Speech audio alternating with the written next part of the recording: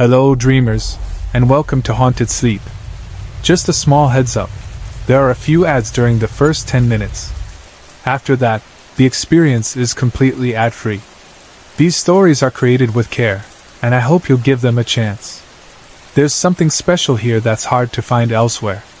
If you enjoy the atmosphere, a like or a subscribe means more than you know, but only if you genuinely want to. Before we begin, tell us where you're listening from and what time it is for you. It's always comforting to see how connected we all are across the world. Now settle in, and let's begin our night together. That night started like any other, just a group of friends gathering to relax, talk, and enjoy each other's company. There were 8 of us in total, some drinking, some simply sitting and chatting. We weren't too drunk, just at that perfect stage where laughter flowed easily and conversations stretched into the night. None of us had even mentioned ghosts or spirits, something we often discussed but never dared to experiment with. No Ouija boards, no spirit games. Just stories we had heard over the years, stories that always left us a little uneasy but curious nonetheless. We were on the terrace of an apartment building, an unofficial 7th floor that wasn't meant to exist. The owner, a friend's father, had built a small room there, just big enough for 2 people to stand in. The rest of the terrace was open, no sidewalls, just a vast view of the city stretching into the night. The only way up was a metal ladder, permanently in place for easy access. We had always enjoyed the isolation of this rooftop, away from prying eyes, away from the world. There was, however, a history to this place. 5 years ago, a woman had taken her own life, jumping from the very edge of this terrace. We all knew about it, but it had never felt eerie before. No one had reported any strange occurrences, and the apartment remained as normal as any other in the city. That night, though, something changed. Around 2 a.m., amidst our conversations, I started hearing something. It wasn't a voice or footsteps, but a soft jingling sound, like pile, the anklets Indian women often wear, adorned with tiny bells that chime with each step. The sound drifted up from below, from the 6th floor lawn. It wasn't loud, just a delicate chime carried by the wind. I glanced down, expecting to see someone walking, but the lawn was empty. I tried to dismiss it. Maybe an insect, maybe a trick of the mind. But I wasn't the only one. A friend sitting beside me suddenly went quiet. His grip tightened around his drink, his expression shifting into something I couldn't quite place. He was listening, concentrating. But after a minute, he shook it off, took a sip, and rejoined the conversation. I almost asked him what was wrong, but I didn't. I wish I had. 15 minutes later, as we prepared to wind down for the night, another friend spoke up. He had been hearing the sound too, off and on for the past half hour. Before I could say anything, I saw another friend's face turn pale. He had heard it as well. That made 3 of us. Then a 4th voice joined in. A 4th confirmation. The sound had been real. And the 4th guy? He was completely sober. The rest of our group, still skeptical, laughed, brushing it off as the alcohol messing with our senses. But then, right then, the sound changed. The jingling wasn't coming from below anymore. It was coming up. Step by step, the sound of anklets grew closer, ascending the ladder, one deliberate step at a time. Each chime of the pile rang louder, sharper. We all froze, our eyes locked on the dark entrance where the ladder led up to the terrace. Someone, or something, was coming. Without hesitation, 2 of our friends bolted. They didn't wait to see what was at the top of the ladder. They rushed down and called us minutes later to say they were safely on the ground. They hadn't seen anything, no one coming up, no one in the building's corridors. The remaining 6 of us stood paralyzed. The sound didn't stop. It moved around us, circling us, close enough that we should have seen something. But there was nothing there. Panic set in. The only place we could go was the small room on the terrace. We hurried inside, cramming ourselves into the tiny space, locking the door behind us. The air was thick with fear, but at least we felt safer behind a closed door. The sound of the anklets continued outside, pacing, circling, waiting. Then, the banging started. 3 knocks. Then silence. 3 more. Each time, the door shook violently, as if someone, or something, was trying to force it open. The pattern continued. 3 knocks. Pause. 3 more. The force behind them was unnatural, too strong, too precise. No one dared to move. No one spoke. We sat huddled together, the door trembling with each strike. And then, just as suddenly as it had started, it stopped. Silence. We don't know when we fell asleep, but exhaustion eventually took over. By the time morning came, the night before felt like a fever dream. But we all remembered. The anklets. The knocking. The way the door seemed to push inward, just barely holding against whatever was outside. We never figured out what had happened that night. One of our friends, the one whose apartment it was, tried to explain it away. He believed it was his grandmother, watching over him, making sure he was okay. But how could a loving spirit make a sound so terrifying? How could it bang a door so hard it nearly burst open? It didn't make sense. Even more unsettling was the realization that whatever it was, it had been right there. It had been close enough to touch. In the middle of a busy city, in a building filled with people, we had been utterly alone with it.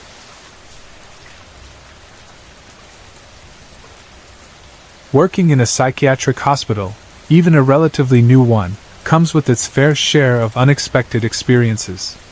I had always expected my job to be challenging, filled with intense moments of crisis and emotional turmoil. What I hadn't expected was to encounter something, or someone, that didn't belong in the physical world. The hospital I worked at provided both acute and residential psychiatric care, primarily for children and teenagers, though it had once housed adults as well. Before I started working there, the company had shut down the adult units, moving the older patients to other facilities. That left an entire wing of the hospital abandoned, darkened hallways, locked rooms, and a sense of stillness that made it feel frozen in time. I was still relatively new when I had my first experience. One afternoon, I had to make my way down that abandoned adult wing to get to the children's unit. The hall was long, lined with storage boxes, scattered chairs, and discarded equipment. The only light came from the occasional flickering fixture, casting shadows that seemed to stretch and shift unnaturally. The bedrooms that once housed adult patients were locked, empty, and untouched for months. As I approached the last set of double doors, I saw her.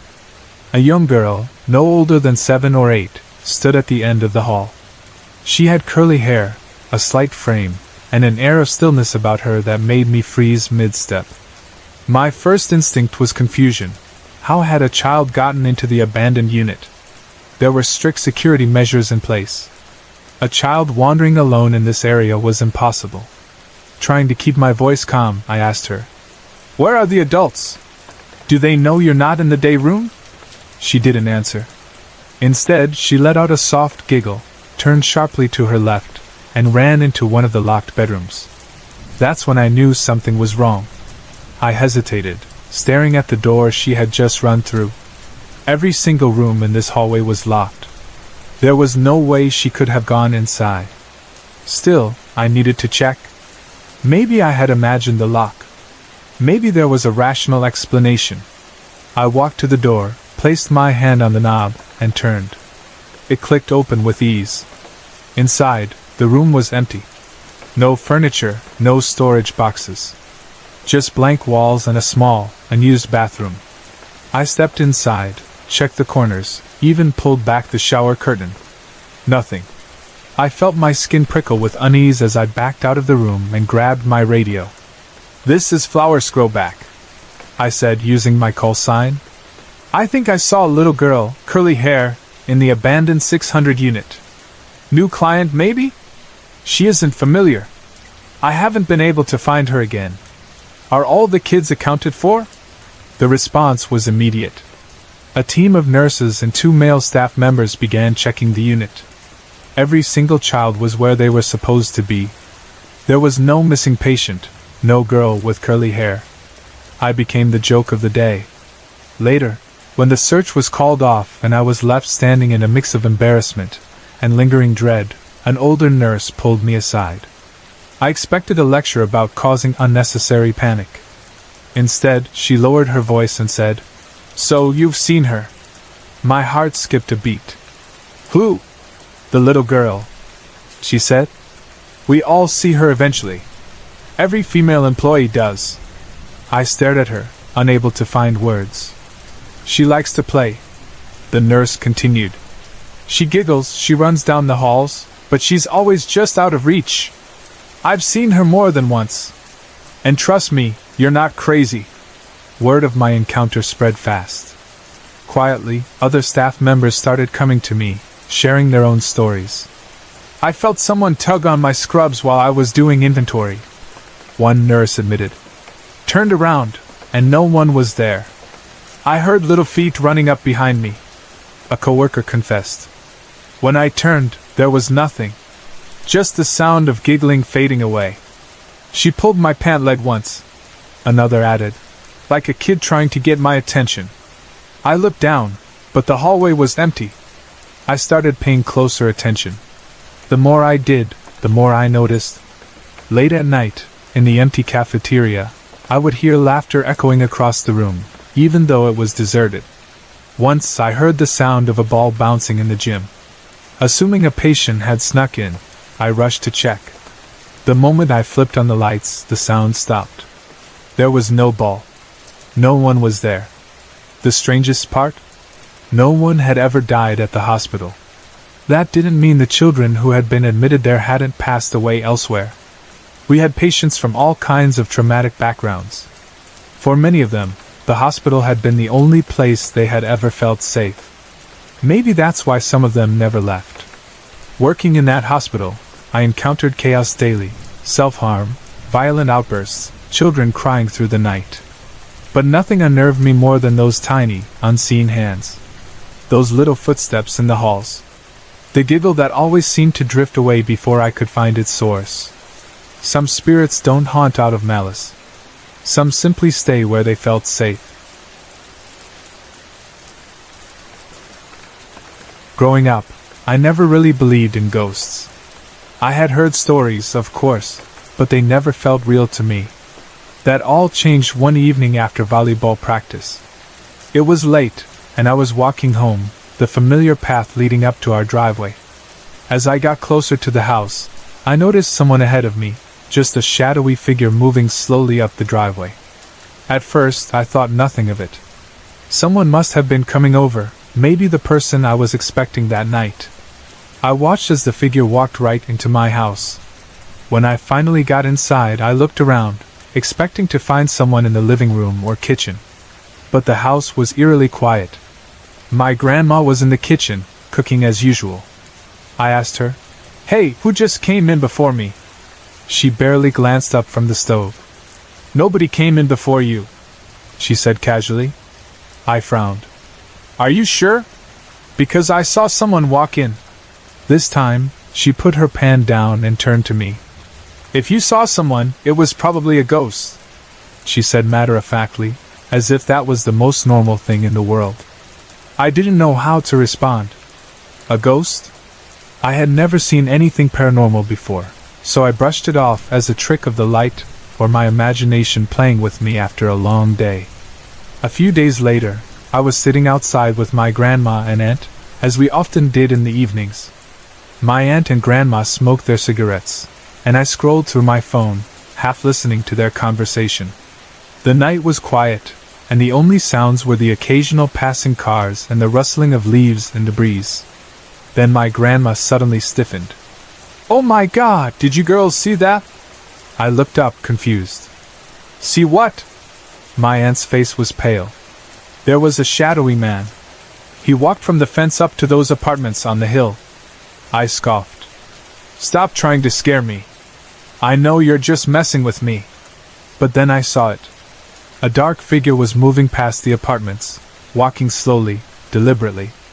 Then, as it turned back towards our driveway, it started to fade. Not like someone walking into the darkness, but like it was disappearing into thin air. My grandma and aunt immediately put out their cigarettes and hurried inside. I wasn't far behind. That night, As we sat in the living room watching a movie, my baby cousin suddenly started crying. At first, it was just a normal cry, but then he started yelling, "Get away from me!" My aunt turned to him. "Who are you talking to? There's nobody there." "The man!" he shouted. The man! He won't go away. He's scaring me."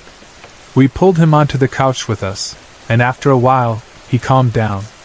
But the uneasiness lingered in the air. A few weeks later, I was babysitting my youngest cousin, who was only about 5 months old. I had laid him down in his bassinet, and about 20 minutes later, I heard him giggling. At first, I thought nothing of it. Babies laugh at the smallest things. But then I noticed something strange. He was staring at one particular spot in the room, his eyes wide, laughing like someone was playing with him. I got up and looked around. There was nothing there. I sat back down. A few moments passed, and he started laughing again, still looking at the same spot. This time, I felt a chill crawl up my spine. I got up, picked him up, and sat him on my lap, keeping him close. Then I heard it. Footsteps. Soft but unmistakable, coming up the basement stairs. I froze. My heart pounded in my chest. I knew I was home alone. There was no one else in the house. Slowly, I got up and walked to the stairs. I peered down, expecting, hoping, to see nothing. But I saw him. The shadowy man. Walking across the basement floor.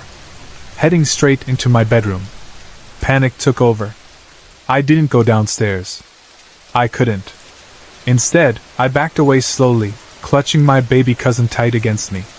When my family got home later that night, I told them everything. My uncle listened carefully before finally speaking. "Damn, that's crazy," he said, shaking his head. "But I think it might be Grandpa Raymond. The baby always stares at my hat in our room and just laughs. Don't be scared of it, but don't welcome it either. Because it might not be him." That thought made me uneasy. If it was my grandfather, why wouldn't he let us see him clearly? Why would he move in the shadows, scaring us? And if it wasn't him, then who was it? That was the moment I knew ghosts are real. I had never believed before. But now I know they're there. Watching. Waiting. Sorry to interrupt. If you're enjoying the story, let me know in the comments and tell me where you're watching from. Don't forget to like and subscribe for more. Growing up by the coast, I spent most of my childhood playing on the beach. Summers and holidays were filled with hours of swimming, the days passing in a blur of sunshine and salt water. But one particular Sunday in May changed things for me. I had spent the entire day under the blazing sun, refusing to leave the shore, and by the evening, I had earned myself a terrible sunburn. It was so bad that my parents forbade me from stepping outside for an entire week. My usual freedom was gone. No beach, no evening walks, just me confined to the house like a prisoner. The next evening, my parents decided to go out to a poolside gathering with their friends, taking my younger brother along with them. My mother assured me that they would be back before sunset, and since I was 13, she believed I was old enough to stay home alone for a few hours. I agreed, knowing that as long as there was daylight, I would be fine. But I dreaded the night. Our house was enormous, almost too big for comfort. It was the kind of house that felt empty even when people were inside it. But when night fell, it became something else entirely, an eerie, hollow place where shadows stretched long and dark, and every sound felt amplified. The worst part of the house was the neem tree just outside the kitchen. I had always felt uneasy about that tree. Even in the brightest part of the day, it loomed over the house like a silent guardian, its dark branches swaying in ways that didn't always seem natural. That evening, as the sky darkened, I turned on every light in the house. I needed to feel safe. Still, uneasiness clung to me like a second skin. My stomach twisted with an anxious feeling I couldn't shake. I tried to ignore it, convincing myself it was just nerves. I went to the kitchen to get some water. The night was still, unnervingly quiet. No breeze, not even the rustling of leaves. Then suddenly, I heard it. the neem tree shaking violently as if caught in a storm. But there was no wind. Not even a single gust. I left my glass of water on the counter and rushed outside. My next-door neighbors were inside, and the street was empty. The eerie silence stretched around me like an invisible force, pressing down on my chest. I whispered prayers under my breath, trying to calm my racing heart. Then, something else caught my attention, the incinerator in the garage. I had put out a small fire in it earlier in the evening, throwing handfuls of sand into the flames until it was nothing but a bed of blackened ash. Yet, as I turned toward it now, my blood ran cold. The incinerator was alight again. The flames danced wildly, reaching nearly 4 feet high, licking the garage wall as if they would consume it. My hands clenched into fists, my breath quick and shallow. I had put out that fire hours ago. How was it burning again? I stared at it, willing it to disappear, and then, just as mysteriously as it had come, it was gone. Vanished. The flames disappeared into the night as if they had never been there. I squeezed my eyes shut, convincing myself I was imagining things. Maybe the heat from the summer night was playing tricks on me. Maybe exhaustion was making me see things that weren't there. But deep inside I knew better. I turned back toward the house. The streetlight cast a dim glow on the neem tree. My body stiffened. The shaking sound had returned. This time, it wasn't just the rustling of leaves, it was something else. A rhythmic shaking, like someone was gripping the branches and violently moving them back and forth. With a deep, terrifying hesitation, I looked up. There, perched on the highest branch, was a shadow. A small figure, barely larger than a child, clung to the top of the tree, shaking it with an unnatural strength. It wasn't just the wind. It wasn't my imagination. It was something else. Then, as if sensing my gaze, the figure turned its head toward me. I couldn't breathe. My body locked in place. Every hair on my skin stood on end, and my pulse roared in my ears. It was watching me. A pair of headlights appeared at the top of the road, growing brighter as they approached. My father's Jeep. Relief flooded through me like a crashing wave. I was going to run toward the car, flag it down, force whoever was inside to wait with me until I could feel safe again. The vehicle came to a stop in front of me. My mother stepped out, her face contorted in concern. "What are you doing standing out here?" she asked, noticing how I was trembling. I told her everything, about the fire, the shaking tree, the shadowy figure. She listened, her expression shifting from concern to something softer, something almost knowing. She had always been sympathetic toward my experiences. This wasn't the first time I had seen something unnatural. The next morning, as soon as the sun was up, I ran to the incinerator to check if there were any traces of fire left behind. I searched every inch, studying the walls, the ground, even using a magnifying glass to look for marks. Nothing. No blackened stains, no burnt remains, only cold ashes from the fire I had originally put out. Later that day, I spoke to the housemaids. They had lived in this area for years, and they knew more about these things than I did. "All neem trees belong to the jinns," one of them said matter-of-factly. I felt a shudder run through me. I begged my father to cut the tree down. At first, he resisted. It was a beautiful tree, tall and strong. But I wouldn't let it go. I pleaded, argued, and begged until he finally gave in. A week later, the tree was gone. And just like that, the strange experiences stopped. I don't know for sure what was out there that night. Maybe I never will. But even now, whenever I pass by an old neem tree swaying in the wind, I remember the shadow in the branches, watching, waiting. And I keep walking, without ever looking up.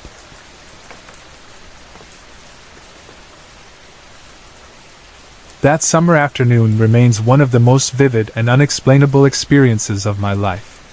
I was only 14 at the time, and to this day, I still think about it whenever I'm alone. Unlike other strange occurrences that could be dismissed as imagination, this one was different, because I wasn't the only one who experienced it. My mother did too. It was an unbearably hot Sunday, the kind of afternoon where everything felt slow and heavy under the weight of the summer heat. My father had gone out for the day with his friends, leaving just my mother and me at home. The house, a penthouse on the 5th floor, stood alone on the rooftop of the building. With no shared walls and a large open terrace surrounding it, we never heard noises from neighboring apartments. The nearest building was separated by a lawn, making it impossible for sounds to carry over from other homes. Inside, the house was quiet. The living room extended into the dining area, which connected to all the other rooms. To the right was my bedroom, followed by the kitchen. To the left was my parents' room. Straight ahead, the terrace door led to the open rooftop, covered with tiles that reflected the scorching sunlight.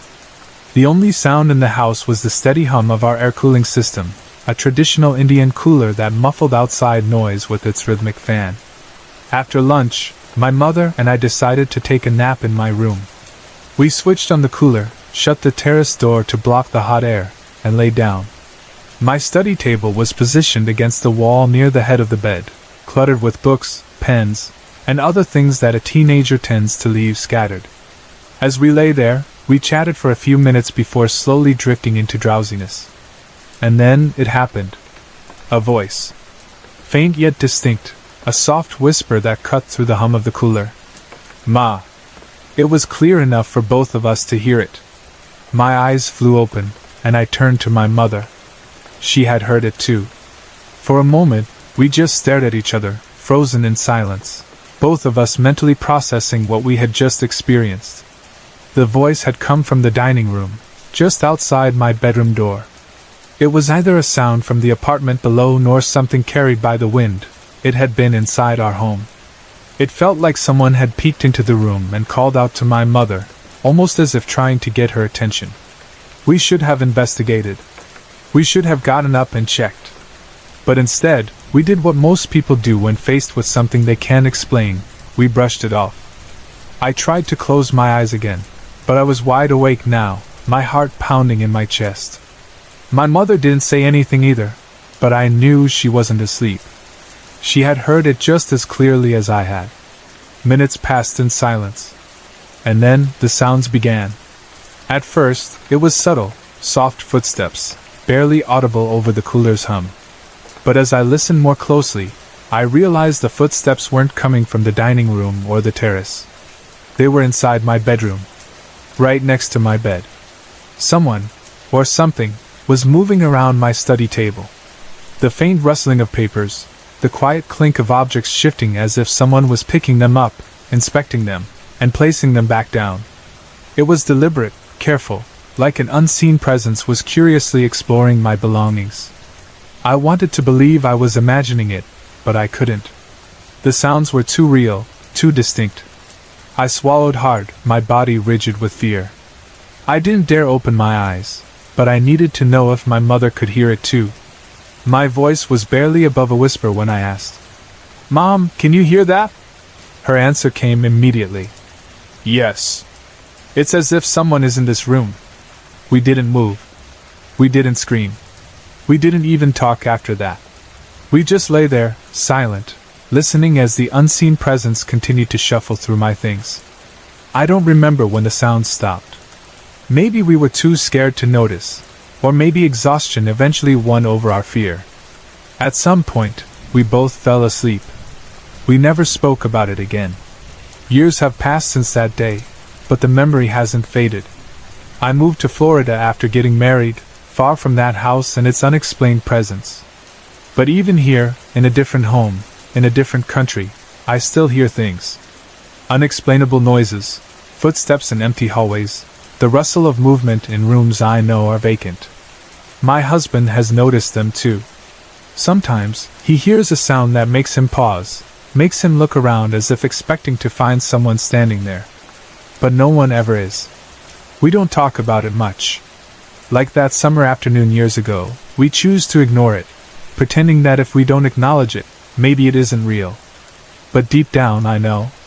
Some things are always there, even when you can't see them.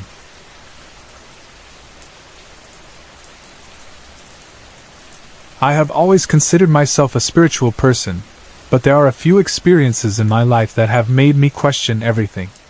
There are two entities that have stayed with me for a long time, pushing me toward fear rather than faith.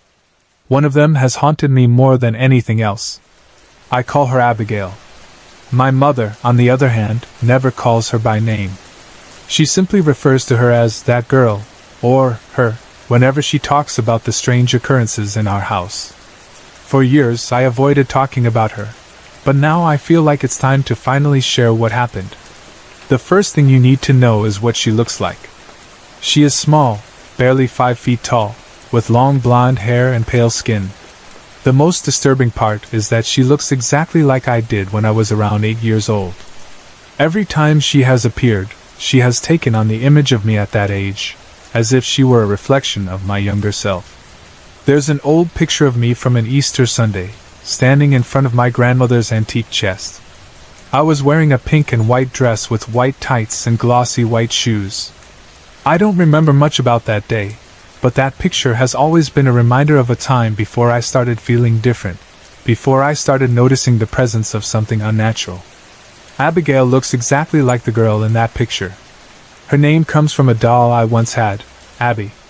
As a child, I loved that doll more than anything, but as I grew older, I developed an irrational fear of dolls. Abby, the doll that had once been my favorite, became something I was afraid of.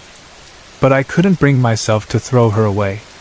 Instead, I packed her in a box and locked her away. Somehow, when I first encountered Abigail, I started calling her by my doll's full name. It felt right, even though I didn't understand why. Maybe it was because, just like Abby, Abigail was something that had once felt familiar but now filled me with an overwhelming sense of fear. When I was younger, before moving to Texas, I never saw Abigail. In Iowa, there was only a strange feeling, like I was being watched. It was subtle but persistent. My mother was actually the first person to see her. She would catch glimpses of what she thought was me running from one room to another, only to realize that I wasn't even home. Sometimes she would see a little girl in a dress standing in the hallway. The problem was, I never wore dresses. I hated them. I always wore jeans or shorts, clothes that let me run, climb trees, and play without restriction. That's when my mother knew that whoever she was seeing wasn't me. My mother has always had experiences with things she couldn't explain, but she believes in ignoring them. In her mind, if you don't give them attention, they lose their power. So she never acknowledged Abigail, never spoke to her, never investigated further. But that didn't stop Abigail from making her presence known to me. When we moved to Texas, things changed. I started seeing something in the dark corners of my room, something small and still, with glowing golden eyes. At first I thought it was just my imagination, the way shadows play tricks on your mind. But the more I saw her, the more I realized that she wasn't a shadow. She was watching me. Then the bed shaking started. At first, it was subtle. A faint movement at the foot of my bed, like someone had just climbed onto it. I convinced myself it was nothing, maybe just my own movement shifting the mattress. But it got worse. Soon, I could feel the weight of something crawling toward me, pressing into the blankets. It was slow, deliberate, like whatever it was wanted me to know it was there. I was too afraid to look, too afraid to move. I would lie there, frozen, waiting for it to stop. And eventually it would. I started to think that maybe I had created her. Maybe Abigail was a part of me that I had pushed away. When I was around 11 or 12, everything in my life felt like it was changing too fast. 3 of my grandparents passed away within a year. My mother was diagnosed with fibromyalgia, and I started realizing that no matter how hard I tried, I didn't fit in with other kids. I felt like I had to grow up, to be stronger, to take care of myself. Maybe, in doing that, I had locked away the part of me that still wanted to be a child. Maybe Abigail was that part of me, taking on a life of her own. One night, I woke up to the power going out. The sudden silence jolted me awake, and before I could calm myself, the bed started shaking violently. I felt hands on my face, small fingers pressing against my mouth and nose. A leg wrapped around my waist, holding me in place. I couldn't breathe. I couldn't scream. Panic surged through me, but I was paralyzed. Then, just as suddenly as it started, the pressure lifted. I gasped for air, scrambled out of bed, and turned on my phone's flashlight. There was nothing there. The room was empty. After that night, I knew I had to do something. I started talking to Abigail, trying to reason with her. I told her she didn't have to scare me to get my attention. I told her everything was going to be okay. But it didn't stop.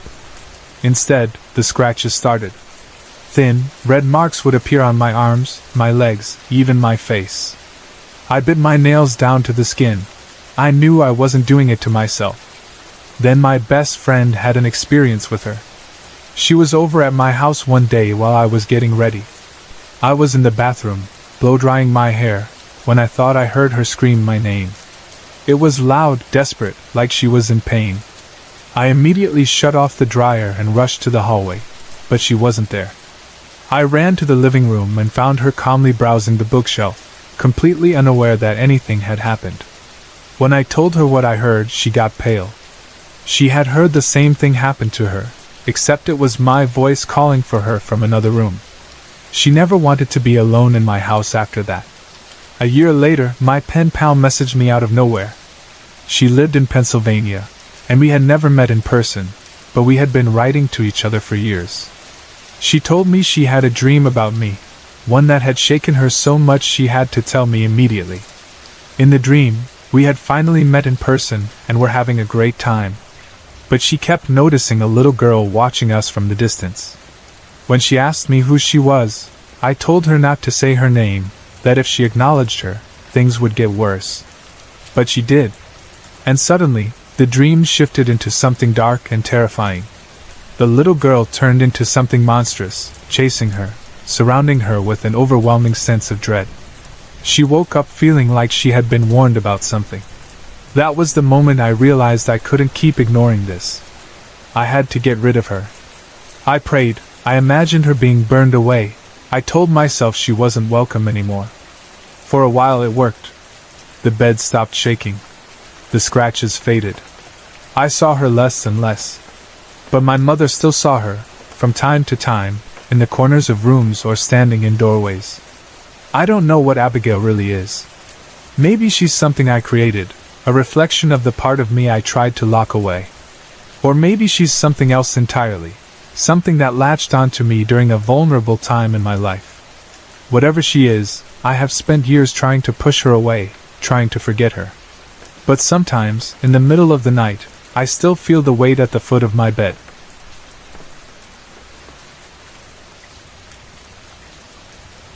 When my mom and I moved out of our old apartment, we ended up in a roommate situation with someone we had befriended there.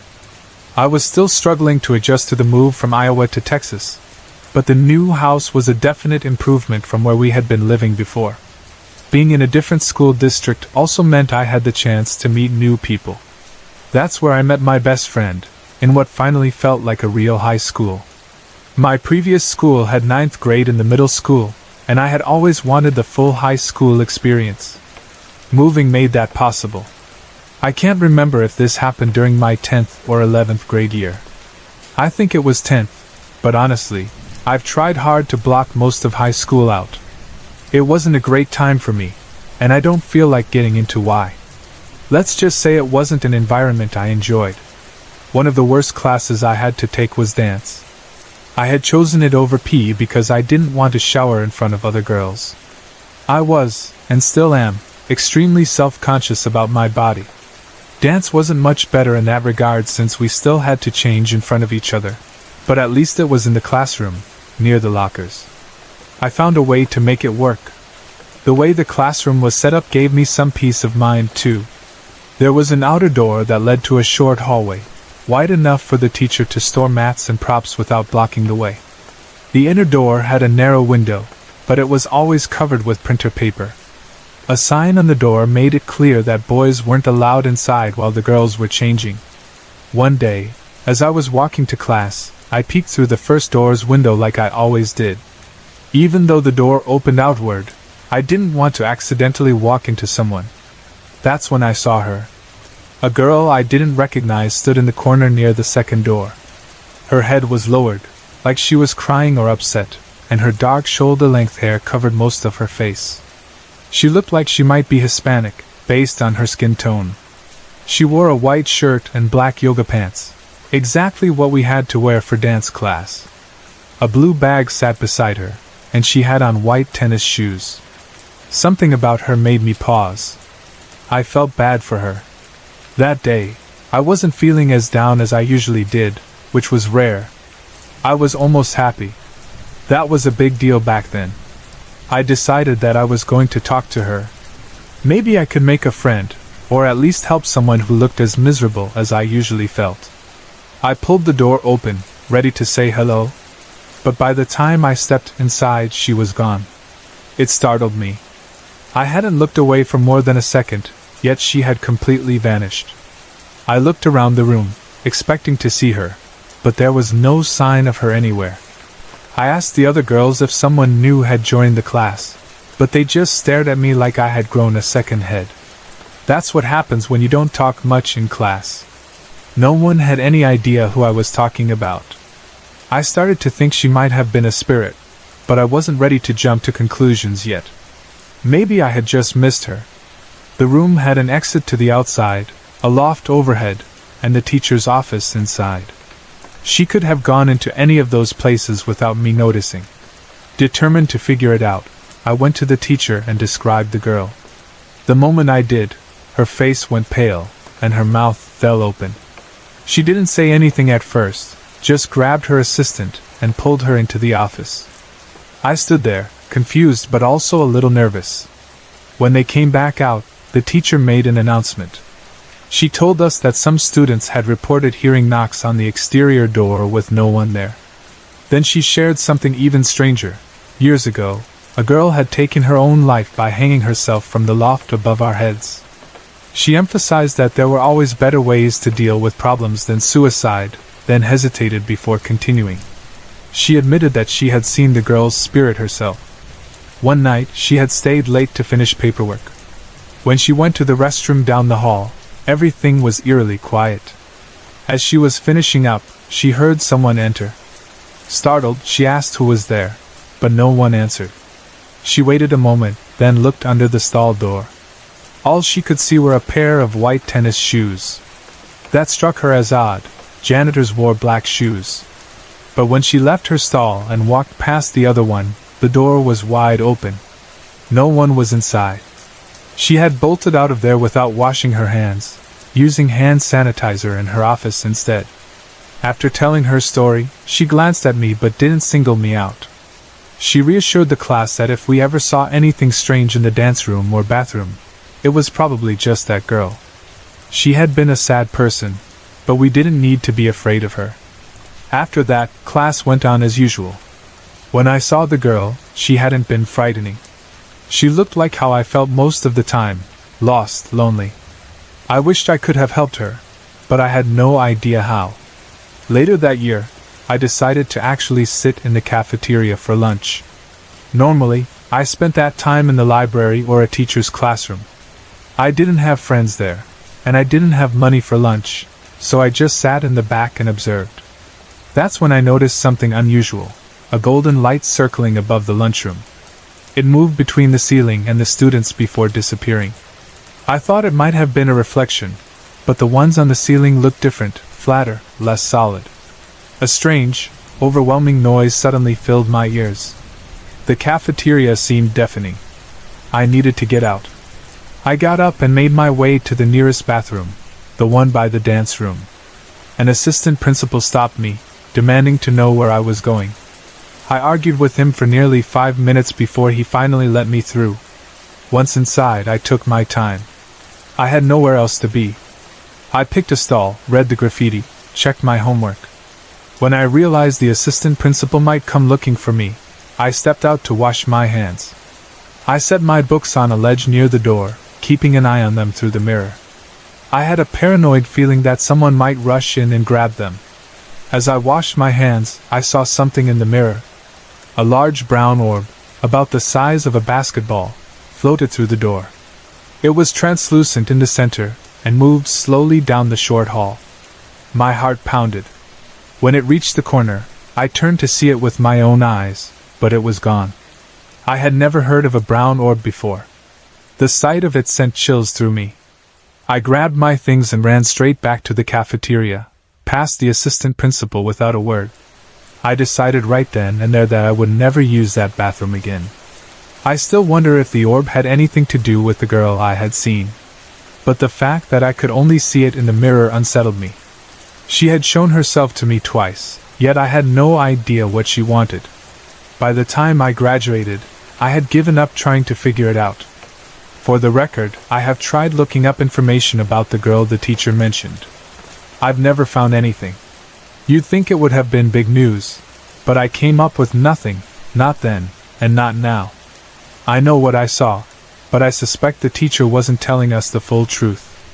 Sorry to interrupt. If you're enjoying the story, let me know in the comments and tell me where you're watching from. Don't forget to like and subscribe for more.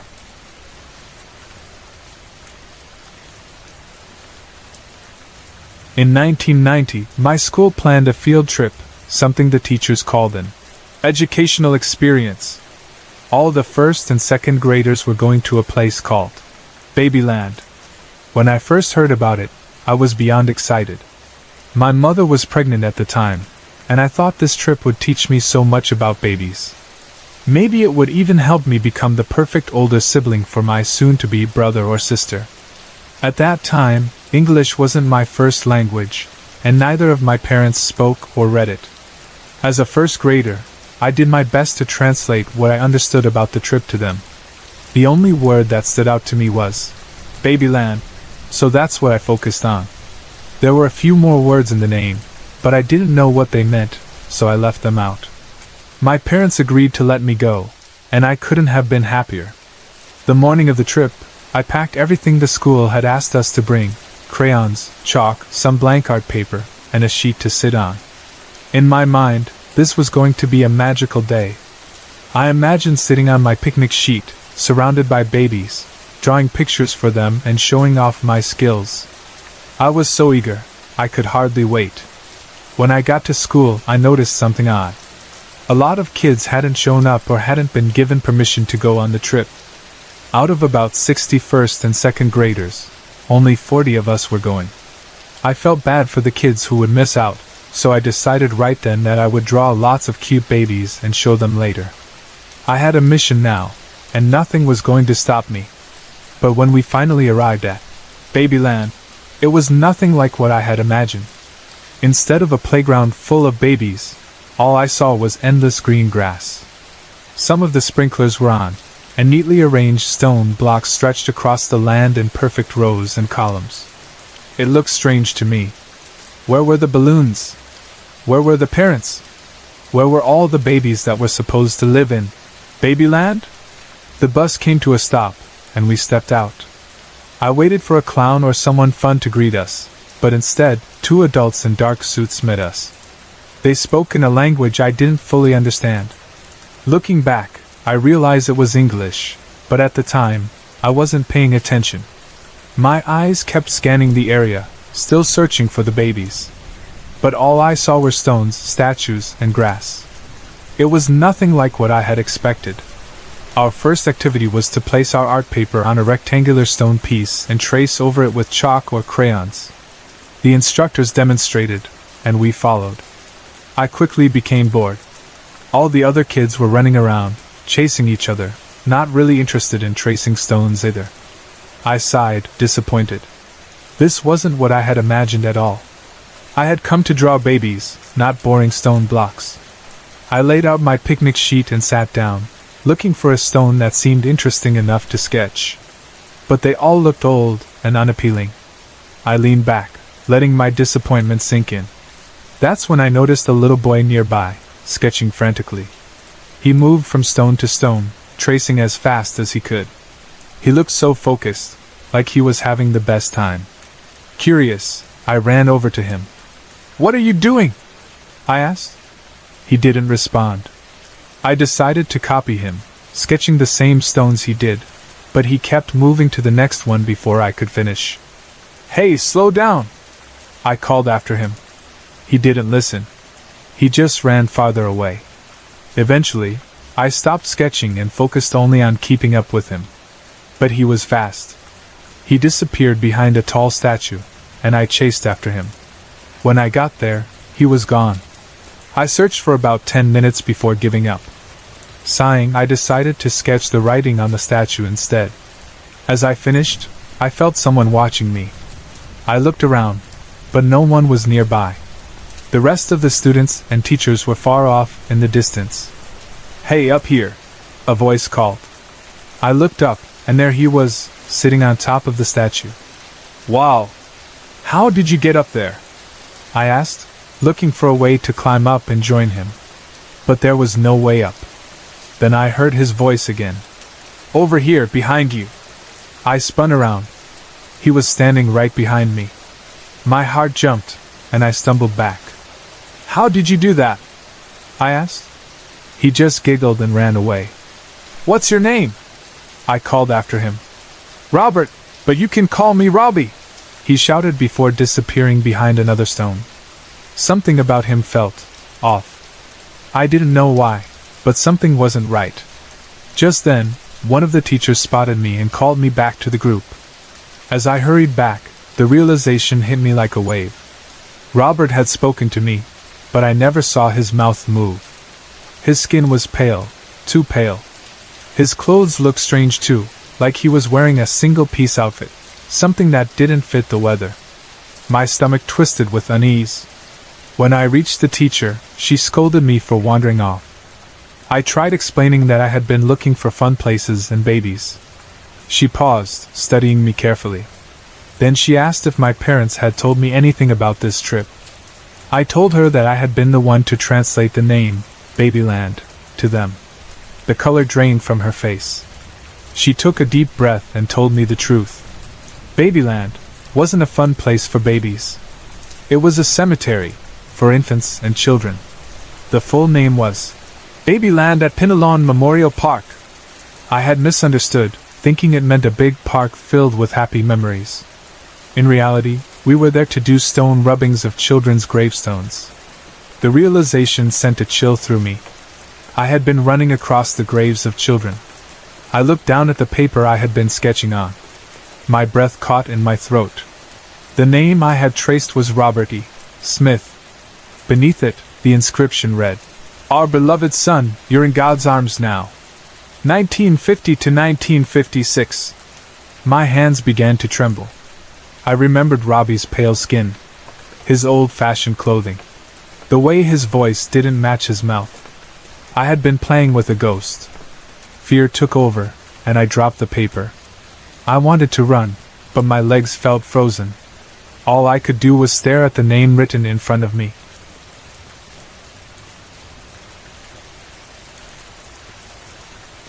Lately, my boyfriend and I have been noticing strange things happening in our apartment. It started one day when we had been out running errands. When we got home, we immediately noticed something was off. The television was on, and the hall light was glowing brightly. We both knew for certain that we had turned everything off before leaving. Confused, my boyfriend checked every room in the house, making sure no one had broken in. But the place was empty. Nothing was out of place except for the light and the TV. Both of us are sensitive to the spirit world. We can sense, smell, and sometimes even see them. So, after my daughter had gone to bed that night, we decided to take no chances. We went through the apartment, cleansing every room, shielding the space, and setting up wards on every window and door. The apartment felt normal again, and we figured that whatever had caused the disturbance was gone. For a few days, nothing else happened. But then, we left the apartment again for a while, and when we returned, something felt wrong. This time, a small picture of my daughter, which had been sitting on the kitchen bar, was on the floor. It hadn't just fallen. It was as if someone had deliberately knocked it off. The air near our roommate's bedroom was thick with an odd smell, a mix of burning cigarette smoke and something sour. It was unpleasant, and neither of us could find the source. Our roommate didn't smoke, and we hadn't burned anything. The smell faded after a while, but the uneasy feeling it left behind stayed. Later that afternoon, my boyfriend came out of the restroom, looking disturbed. When I asked him what was wrong, he hesitated for a moment before telling me what he had seen. As he was washing his hands, he had caught movement in the mirror. A dark shadow had been standing behind him. But the second he turned around, nothing was there. A week or so passed, and we tried not to think too much about it. We had both dealt with spirits before, but this one felt different. One night, after a long day, we decided to unwind by playing a zombie shooting game. It was sometime around 1:30 or 2 o'clock in the morning. Our roommate had gone to bed hours earlier, and my daughter was sound asleep. As we played, I kept catching movement in the hallway out of the corner of my eye, slight, subtle, like something darting just outside my line of vision. At first, I ignored it. My mind could have been playing tricks on me. But then, as I glanced away from the screen for just a second, I saw it, what looked like a small shadow hand reaching through the baseboard near the entertainment system. A chill ran through me, but I didn't say anything right away. Instead, I forced myself to focus on the game, acting as though I hadn't seen anything. We played a little longer before finally calling it a night. Once we were in bed, I turned to my boyfriend and told him what I had seen. We both started trying to figure out why this thing was still in our apartment. We had taken every precaution, cleansing, shielding, warding, yet something was still here. The more we talked, the more we realized the pattern. Whatever this thing was, it only seemed to appear in the darkest parts of the apartment. It was more active at night and seemed to feed off of negative emotions, growing stronger when someone was angry or upset. It had never taken a solid form, always appearing only as a shadow. Everything pointed to a poltergeist. That was, until my boyfriend saw something else. We were still discussing it when his face suddenly went pale. His eyes widened, and he stared past me. I turned quickly, but whatever he had seen was already gone. He blinked a few times before finally speaking. "There was something in the bathroom wall," he said quietly. "It looked like a tattered wing. Almost like a bat." That stopped me cold. Poltergeists don't have wings. A heavy silence settled between us as we tried to make sense of it. Up until that point, we had assumed this was just some restless spirit, a poltergeist acting out, trying to stir up energy. But this was something else. Something we didn't understand. Exhausted, we decided to figure it out in the morning. We were too tired to deal with it right then. As I was drifting off to sleep, I felt something tap my shoulder. My breath caught in my throat, and for a second, I thought it was my boyfriend. I rolled over, expecting to see him awake beside me. But he was sound asleep, facing the other direction. I lay there frozen, my heart pounding in my chest. My mind raced for an explanation, but none of them made sense. The only history we had on the apartment was that a Wiccan had lived there before us. We didn't know if she had practiced white magic or dark magic. If she had been dabbling in something less than friendly, that could explain why this thing was still here. The only other theory we had was that it was feeding off us. We were getting ready to move soon, and maybe, just maybe, it knew that. Maybe it was trying to gather as much energy as possible before we left. Neither of us had an answer. But one thing was certain. We were not alone in that apartment.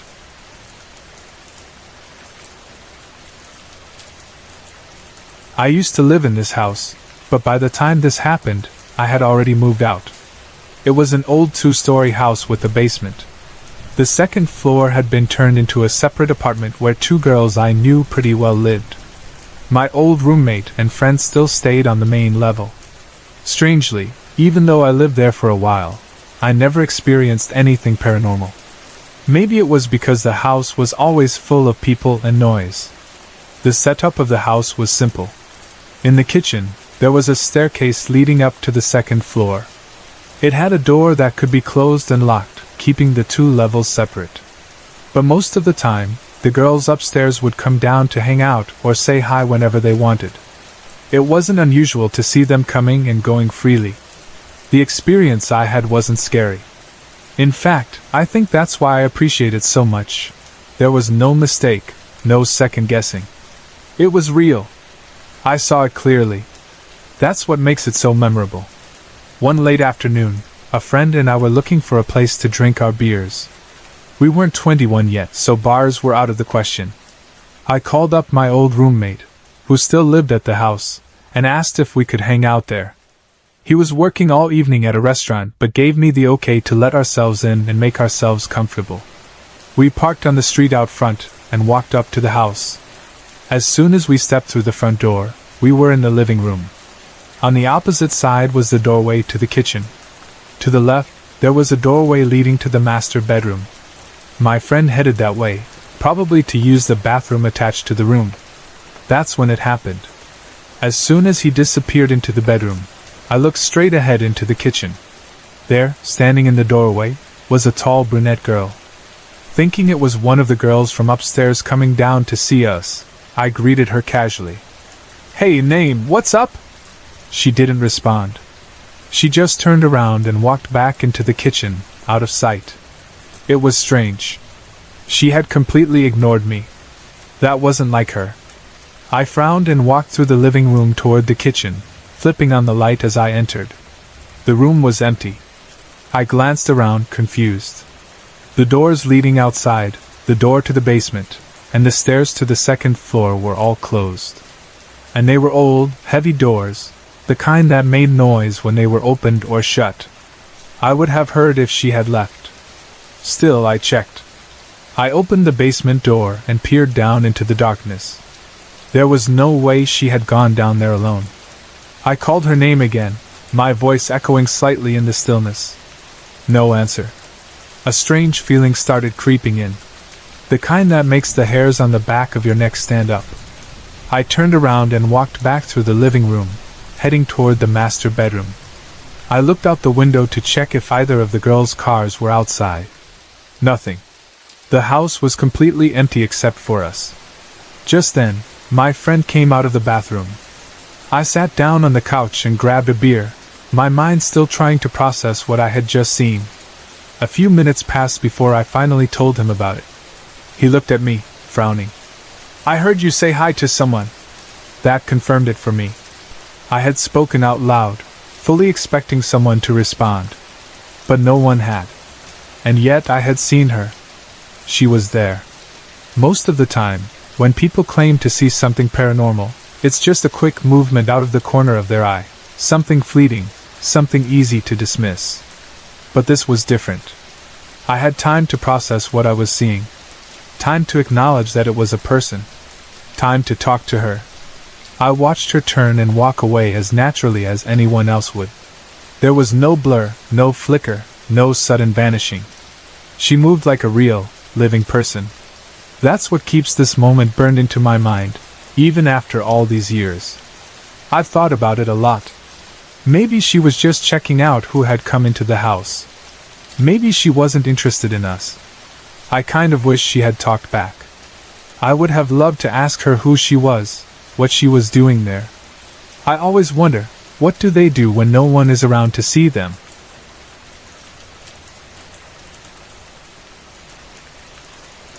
I'm a logical person.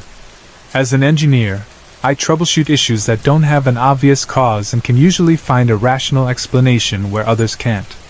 But I've never been able to explain this event in a way that makes sense. I've tried. I still come up empty. For context, I grew up in a wooded rural area, on a short dead-end street more than 10 miles from town. There were only about 10 houses in the area, each sitting on 2.5-acre wooded lots or larger. There were no large wild animals, no bears or anything similar in that region. People didn't just wander around lost thither. In the 20 years I lived there, that never happened. Ever.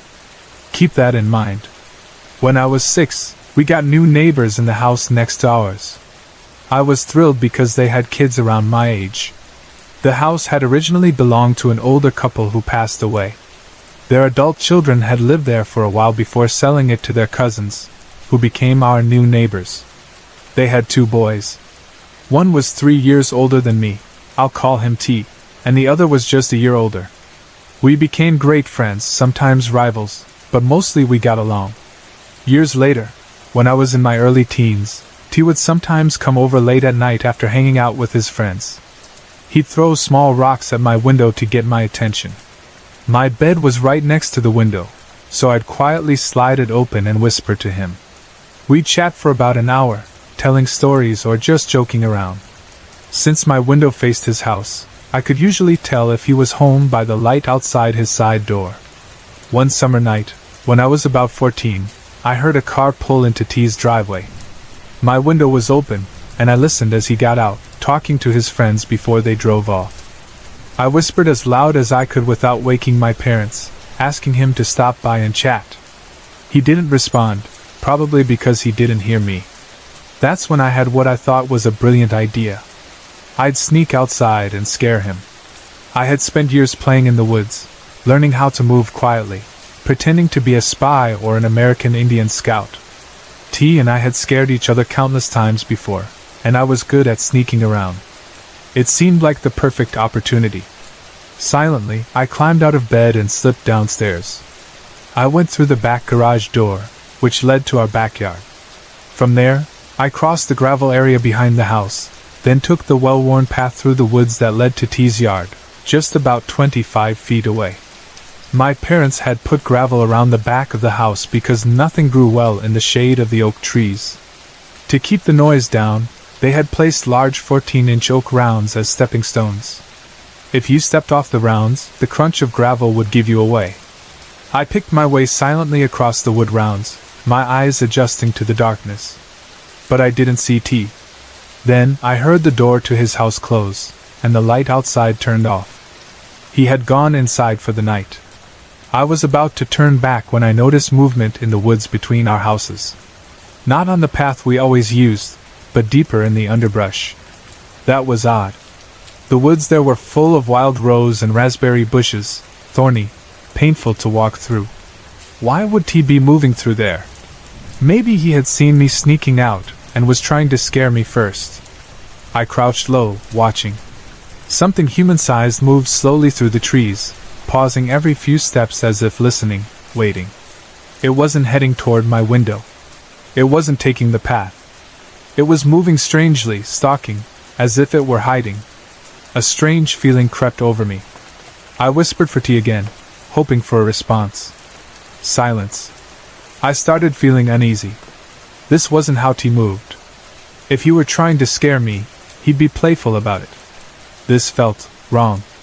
I decided to go back inside. Carefully, I retraced my steps, making sure not to step on the gravel. I slipped through the garage door, locked it behind me, and crept back upstairs to my room. I climbed into bed and pressed my face against the screen, trying to see outside. I had a clear view of the area I had just been standing in. Then I heard it. A grunt. A moan.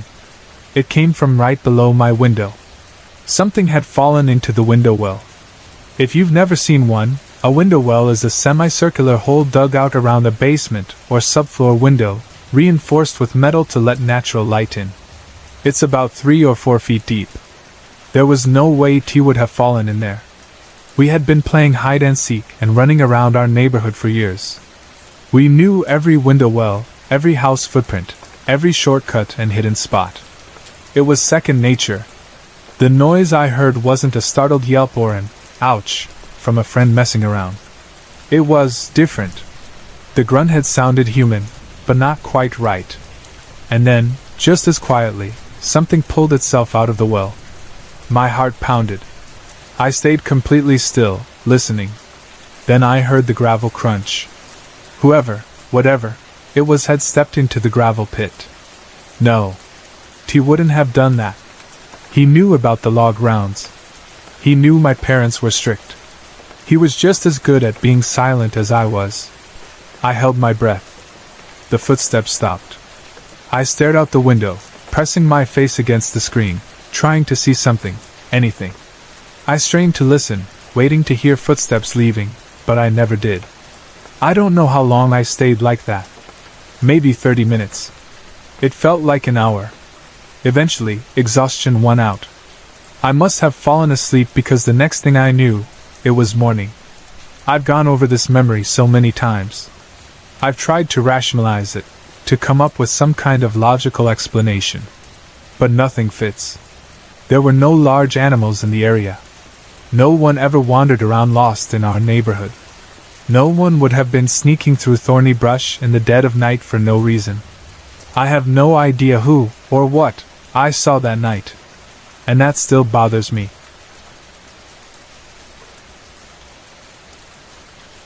A little over 2 years ago, I took a trip to Colorado with my young sons to visit family. It had been a long time since I had seen them, so I planned to stay for an extended visit. The first part of my trip was spent at my mother's apartment. I left early in the morning, around 8 a.m., and though the drive was peaceful, it was a grueling 11-hour journey. By the time I finally arrived, I was exhausted. My mother greeted me warmly and let me know that I'd be sharing a room with my 5-year-old sister that night. She hardly ever slept in that room, but she was excited for what she called a sleepover, with me, my 2-year-old son, and my 3-month-old baby. My mother's apartment was on the second floor of a complex, wedged between other units on either side. It was a modest place, comfortable but somewhat cramped. The room I would be sleeping in was positioned at the back of the apartment, to the left. It had no windows, no closet, just a small space barely big enough to hold a queen-sized bed, which was pressed up against 3 of the 4 walls. There wasn't much room to move around, but I managed to squeeze a pack and play at the foot of the bed for my toddler. My newborn, being so tiny, would sleep in his infant seat near the door to avoid being squished by his older brother. That evening, after catching up with my mom and settling in, I got the kids ready for bed. It was around 9 p.m., and they were already getting sleepy from the long day. After reading them a story, I tucked them in and turned out the lights. A small fan hummed softly in the background, its steady rhythm filling the otherwise silent room. Because of the summer heat, I left the door cracked open slightly, allowing a faint glow from my mother's TV to cast a dim light across the apartment. The light barely reached into our room, but it was enough to keep the darkness from feeling overwhelming. My sister, eager for her sleepover, wanted to sleep against the wall, which was fine with me. I knew I'd have to get up at some point in the night to soothe my youngest when he woke up. Sure enough, I could hear soft rustling from his seat. I kept my eyes closed, waiting. If I got too comfortable, I knew he'd cry out just as I started to drift off. But to my surprise, after a few more moments, the rustling stopped. The room grew quiet. My sister and my toddler had already drifted into deep, peaceful sleep, and now, even my infant had settled. It was too good to be true. I opened my eyes slightly, just to check if my baby was truly asleep or simply lying there awake, waiting for a late-night feeding. And that's when I saw him. Kneeling beside my baby's seat was a man. I froze. The figure was solid, not a shadow, not a blur. He was right there, inches away from my sleeping child. One of his hands rested gently on the infant seat as he gazed down at my baby, his posture calm, almost protective. My heart slammed against my ribs. My brain screamed at me to move, to yell, to react. I blinked rapidly, trying to force myself awake in case this was some horrible trick of my mind. But I wasn't dreaming. I was fully awake. He was still there. And then, as if sensing my gaze, the man slowly turned his head and looked directly at me. His expression wasn't frightening. He wasn't menacing or hostile. If anything, he looked curious. We held eye contact for only a moment. Then, without a sound, without any movement, he simply disappeared. Vanished. The second he was gone, my body unlocked from its paralysis. I sat up abruptly, my pulse thundering in my ears. My hands trembled as I reached for my baby, expecting something, anything, to be wrong. But he was fine. He was still sleeping peacefully, completely undisturbed. My sister and my toddler remained fast asleep, oblivious to what had just happened. The strangest part was that the room didn't feel eerie or threatening. I didn't sense fear or malice. In fact, the air was thick with an almost unnatural calmness. Instead of terror, I was left with confusion. Had I really seen that? Had I just watched a man, an actual, physical presence, kneel beside my child and then disappear before my eyes? I sat there for a long time, staring at the empty space where he had been, my thoughts racing. Now I understood why my little sister never wanted to sleep in this room alone. The next morning, I told my mother and brothers about what had happened, though I left my sister out of it. They listened, visibly unsettled but not entirely surprised. Over the next 2 years, more strange occurrences happened in the apartment. My mother and siblings reported shadowy figures moving through the rooms, an unshakable sense of being watched, and occasional bursts of unexplained energy. Then, one day, my mother called me with an interesting story. After a brief chat, she asked, "Did your brother tell you about the woman who came by?" I told her no. She went on to explain that a woman had driven up in a van and climbed the stairs to my mother's apartment. When my mom answered the door, the woman asked if she still lived in the unit at the back. My mom said yes. The woman's face lit up with excitement. "Is the ghost still there?" she asked eagerly. My mom, taken aback, listened as the woman explained that she had lived in the apartment years ago and was convinced there was a ghost, a man, living there with her. She had experienced unexplained events, just as we had. My mother shared a few of our own experiences, but told the woman she believed the spirit was gone now. Because, one day, something had happened. She and my brothers had been sitting in the apartment when, suddenly, a powerful wind tore through the place. It whipped through the rooms with unnatural force, ripping the curtains from the windows. It was strong, chaotic, like something was being swept away. And then, just as suddenly as it had come, it was gone. Since that night, there had been no more strange occurrences. No shadows. No eerie sensations. No unexplained presences. Had the spirit truly left? Had that forceful gust of wind been his departure? Or was it something else entirely? I still don't have answers. But I know what I saw that night. And I wasn't the only one who had seen him.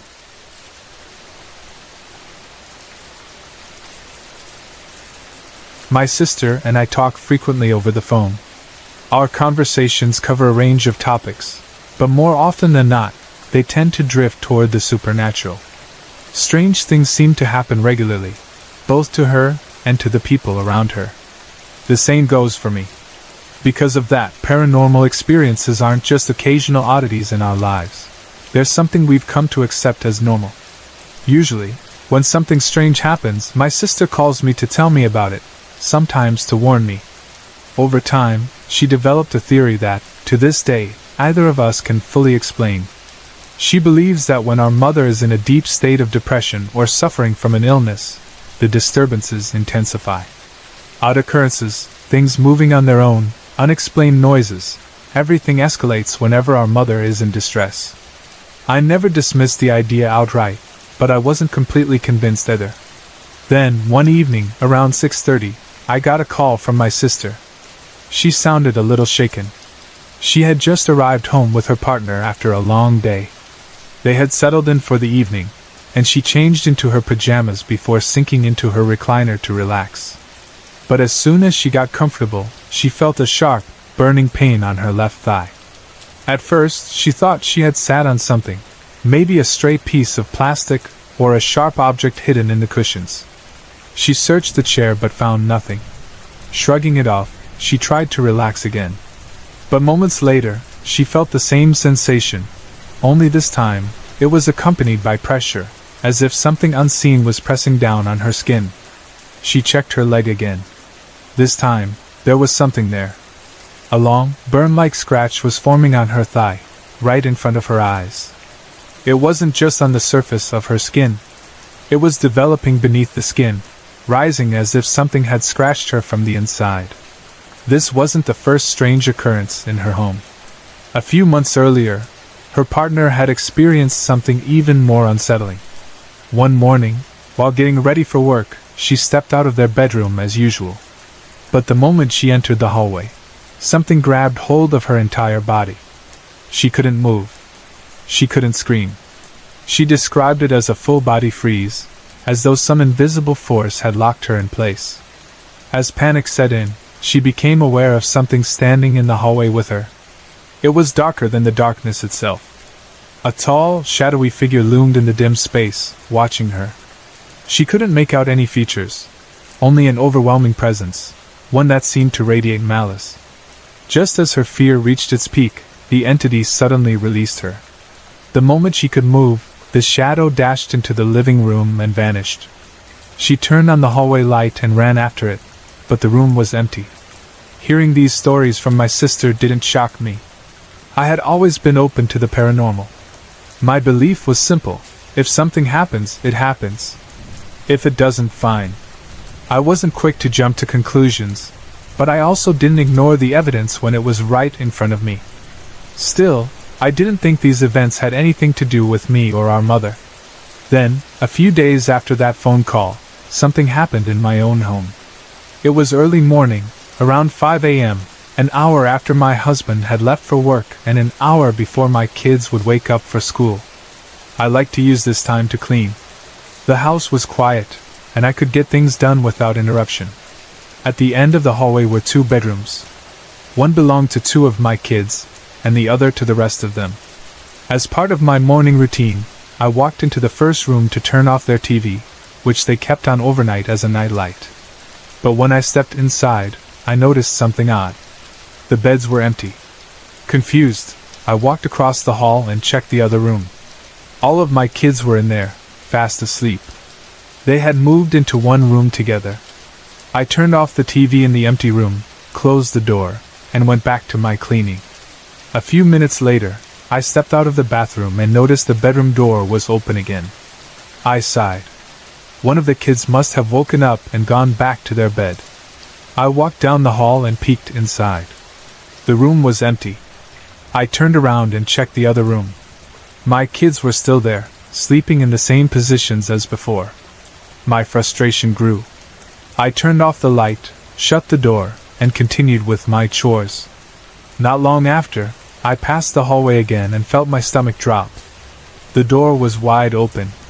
I walked back down the hall, shut the door firmly, and this time, I asked my kids about it that evening. They admitted that they had all started sleeping in the same room because they didn't feel comfortable in the other one anymore. I didn't press them for details. But something had changed, and I could feel it. That night, things escalated. I woke up at exactly 12:42 a.m. Lately, I had been waking up at that same time almost every night. I got up, used the bathroom, checked my phone, and climbed back into bed. Our mattress was in the living room at the time. My husband had been struggling with sleep, and this arrangement helped. Because of the open floor plan, I could see directly into the kitchen, separated only by a short dividing wall. I had barely laid my head on the pillow when I heard shuffling sounds coming from the kitchen. At first, I assumed it was one of my kids getting a drink. I waited, expecting them to walk into view. But no one appeared. The noise stopped. Remembering that I had forgotten to put away dinner, I got up and walked into the kitchen. It was empty. Nothing was out of place. I put away the food, then went back to bed, unbothered. I was used to strange things happening. But then, something hit the countertop, twice. I opened my eyes. Then, the cabinets began slamming. One after another. Over and over. The air in the room changed. The pressure dropped, and the temperature plummeted. Then, suddenly, my body felt like it was on fire. My skin burned, heat radiating from within, sweat beading along my forehead. I sat up, trying to process what was happening. And then, just as quickly as the heat came, it vanished. My ear burned. I threw off the covers and stood up. I had had enough. "Okay, enough is enough," I said out loud. "I'm trying to go back to sleep." The moment the words left my mouth, the activity stopped. The cabinets stilled. The room returned to normal. The next day, my sister called with her usual warning. "Mom must be in a depressed state again," she said. "Things are happening around here. Be careful." She refused to call our mother when these things happened. But I always did. I always checked on her. The more these events repeated, the more I wondered, was my sister right? Was something manifesting when our mother was at her lowest? And if so, what exactly were we dealing with?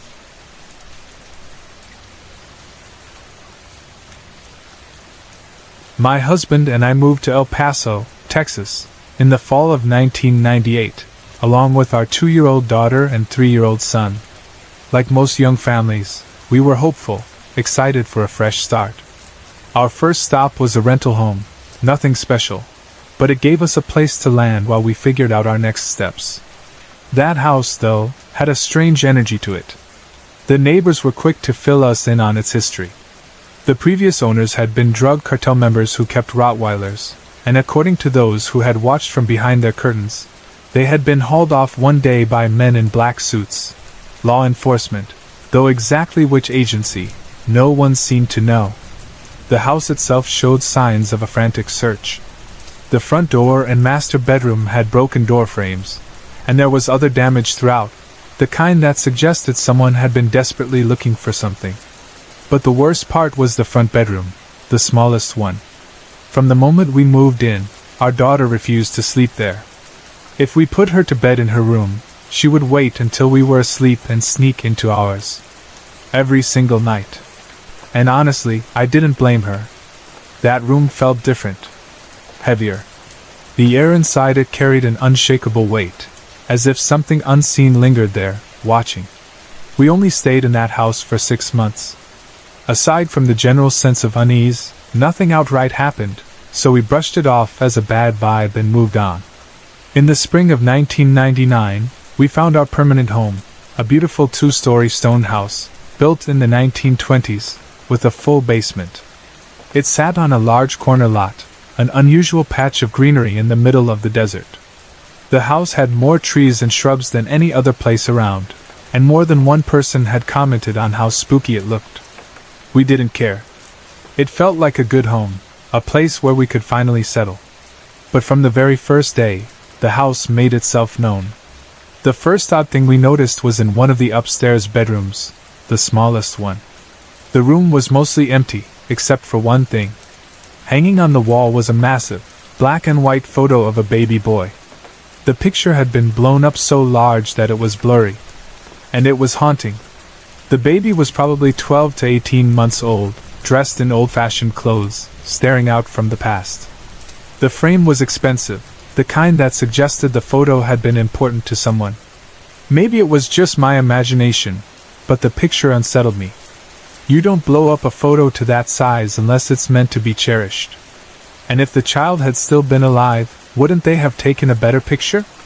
I didn't know what to do with it. I couldn't leave it up, but I was also afraid to throw it away. Instead, I tucked it behind the headboard of our bed in the master bedroom and continued unpacking. Being the smallest room, the picture room, went to our youngest, our daughter. But something odd happened. From the very first night, she slept soundly in her bed. No sneaking into ours. No fear, no hesitation. It was such a sudden change from the rental that my husband and I were shocked. We assumed she had just been reacting to the negative energy in the previous house and now, feeling safe, could finally sleep in peace. At least, that's what we told ourselves. The crashes. My husband and I weren't so lucky. For the first 2 months, every single night that we laid down to sleep, we heard it. A massive crash downstairs. It sounded like someone had hurled a cement block through the front window onto the hardwood floor.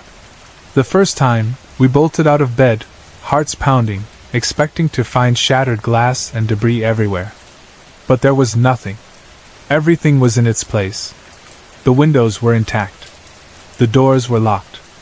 The second time, we scrambled downstairs again, searching for the source. We tried to rationalize it. Maybe a stack of VCR tapes had fallen? Maybe something shifted on the shelf? But there was never anything out of place. By the third time, we didn't even have a theory. Then, one night, it happened again. The sound was deafening. I sat up, but my husband didn't move. I looked at him. "I'm not going," I said. He grunted in agreement, turned over, and went to sleep. And just like that, the crashes stopped. But the feeling of unease didn't. I avoided the main floor at night. The moment the sun went down, the space changed. It felt unsafe, like I was intruding where I didn't belong.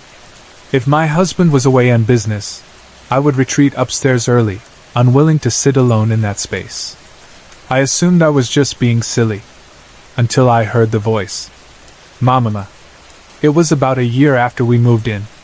I woke up in the middle of the night to the sound of a child's voice calling softly from the hallway. "Mamama, mamama!" It was a distinct call. My son, when he was younger, had always added an extra ma when asking for me, and I instinctively assumed it was him. Groggy, I got out of bed and stepped into the hall. The voice called again. But it wasn't coming from either of my children's rooms. It was coming from the stairs. I froze. The voice moved. It was further away now, in the downstairs hallway. Then the kitchen. Then outside. I never heard a door open. But I knew the back window was open, since we used an evaporative cooler at the time. And when I heard the voice call out from the backyard, something inside me snapped to full awareness.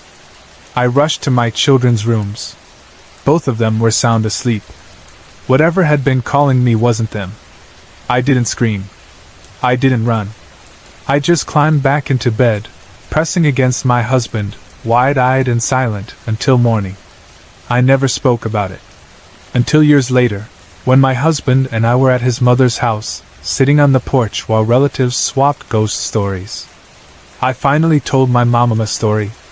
And that's when my husband said something that sent chills through me. "I've seen the baby." For years, he had been waking up to find a baby standing at the foot of our bed, watching. He had always assumed it was our daughter, and would tell her to climb into bed with us. But she never did. She would just turn around and walk away. It wasn't until recently that he realized something disturbing. Our daughter had grown. The baby had not.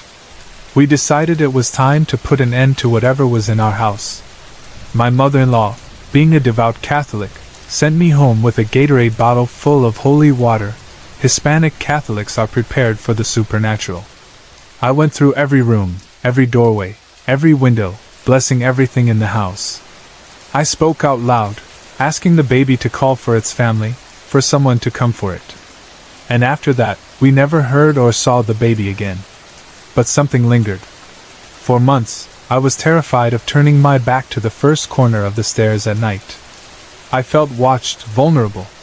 Eventually, I blessed that space as well, setting up religious items for extra protection. The fear faded. But I still don't know what to do with the giant baby portrait. It sits in the basement now, buried in a closet. And I'm terrified to throw it away.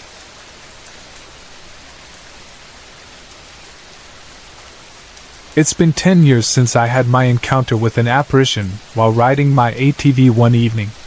Over the years, I've thought about it often, replaying the moment in my head, wondering if there was something I had missed. Some people suggested that I should go back, see what I could find, maybe even get some answers. This past summer, I finally had the chance. I was visiting family in the area when I found myself with some free time. It was the middle of the day, a warm, sunny afternoon in July. Ideal conditions for a trip that, in all honesty, I wasn't sure I was ready to take. As much as I had been curious about returning to that cemetery, I wasn't brave enough to do it in the evening, let alone at night. I told myself that I was just going to look around. Nothing more. The cemetery wasn't what I would call large, but it sat in a wide, open space surrounded by trees and tall grass. There was something still and untouched about it, as if time moved differently here. At the entrance gate stood a small church, its weathered exterior showing just how long it had been standing. The entire place had a presence to it, not ominous, not eerie, just heavy, like it held memories within the stillness. As I wandered among the graves, I noticed that many of the headstones marked family plots. Some belonged to the recently deceased, while others bore names of people who had been gone for decades. One plot in particular caught my attention, a husband and wife buried together, though their deaths were nearly 30 years apart. I didn't know them. I had no connection to them. And yet, as I stood there, an unexpected sadness washed over me. It wasn't just a passing thought, it was something deeper, a sorrow I could feel pressing against my chest. I imagined the loneliness that one must have felt after losing the other. The headstones gave no details, no stories, just names and dates, but for some reason, I could almost feel the years of solitude. Before I knew it, I was on the verge of tears. I shook myself out of it, trying to push away the emotions that had come so suddenly, and with no clear reason. I took a deep breath and turned my focus back to the real reason I had come. It was time to return to the spot where I had seen him. The legless man? As I approached the area, something inside me shifted. It wasn't fear. It wasn't anxiety. It was uncertainty. It's hard to describe, but it was the same feeling you get when you're asked a question you don't know the answer to, or when you're standing at a crossroads, unsure of which way to go. It was hesitation, not because I was afraid, but because something about this moment felt significant. I stood there for a few moments, staring at the exact spot where I had seen him all those years ago. Then, slowly, I turned and faced the direction he had been looking that day. And then, without really thinking about it, I started talking. I spoke out loud, not shouting, but just loud enough for my own voice to break the silence. I introduced myself, as if meeting someone new. I told him that I remembered him, that I had never forgotten what I saw. I asked if he remembered me, and then I did something I hadn't planned on doing. I apologized. I told him I was sorry if I had interrupted him that day, that I had never meant to intrude or disturb him. As soon as I said the words, the uneasiness faded. In its place was something else entirely, a feeling of comfort. I can't explain it. It wasn't warmth or happiness, but it was something gentle, something that settled deep inside me. It was like an acknowledgement, a silent understanding between two people who had crossed paths in an unexpected way. Feeling lighter than when I arrived, I made my way back to my car. I had just reached for the door handle when I heard it. A whisper, right next to my ear. A man's voice, calm and familiar, speaking only 3 words. No hard feelings. I spun around, my heart leaping into my throat. But there was no one there. The cemetery was still, just as it had been moments before. The air was quiet. There was no breeze, no rustling of leaves, nothing that could have explained what I had just heard. And yet I wasn't scared. I should have been. I should have felt that chill run down my spine, that sense of something unnatural. But instead, I felt something completely unexpected. I laughed. Not out of nervousness, not out of disbelief, but because something about that moment felt right. Like an inside joke shared between strangers who understood each other without ever needing to say much. As I drove away, I kept replaying that voice in my head. No hard feelings. Maybe that's all I needed to hear. Maybe that's why I had come back in the first place, to close a chapter, to settle a question I hadn't even known I was asking. I no longer saw the legless man as an embodiment of fear or mystery. He was just someone, like me, who had existed in that space, at that moment in time. And now, he was at peace. And so was I.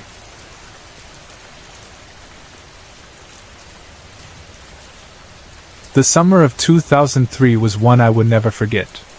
I was 11 or 12 at the time, filled with excitement as we prepared for our annual year-end Girl Guide camp. It was the highlight of the year for all of us, a weekend where every unit in the city came together in one big adventure. This year was even more special because, instead of sleeping in tents like usual, we would be staying in cabins.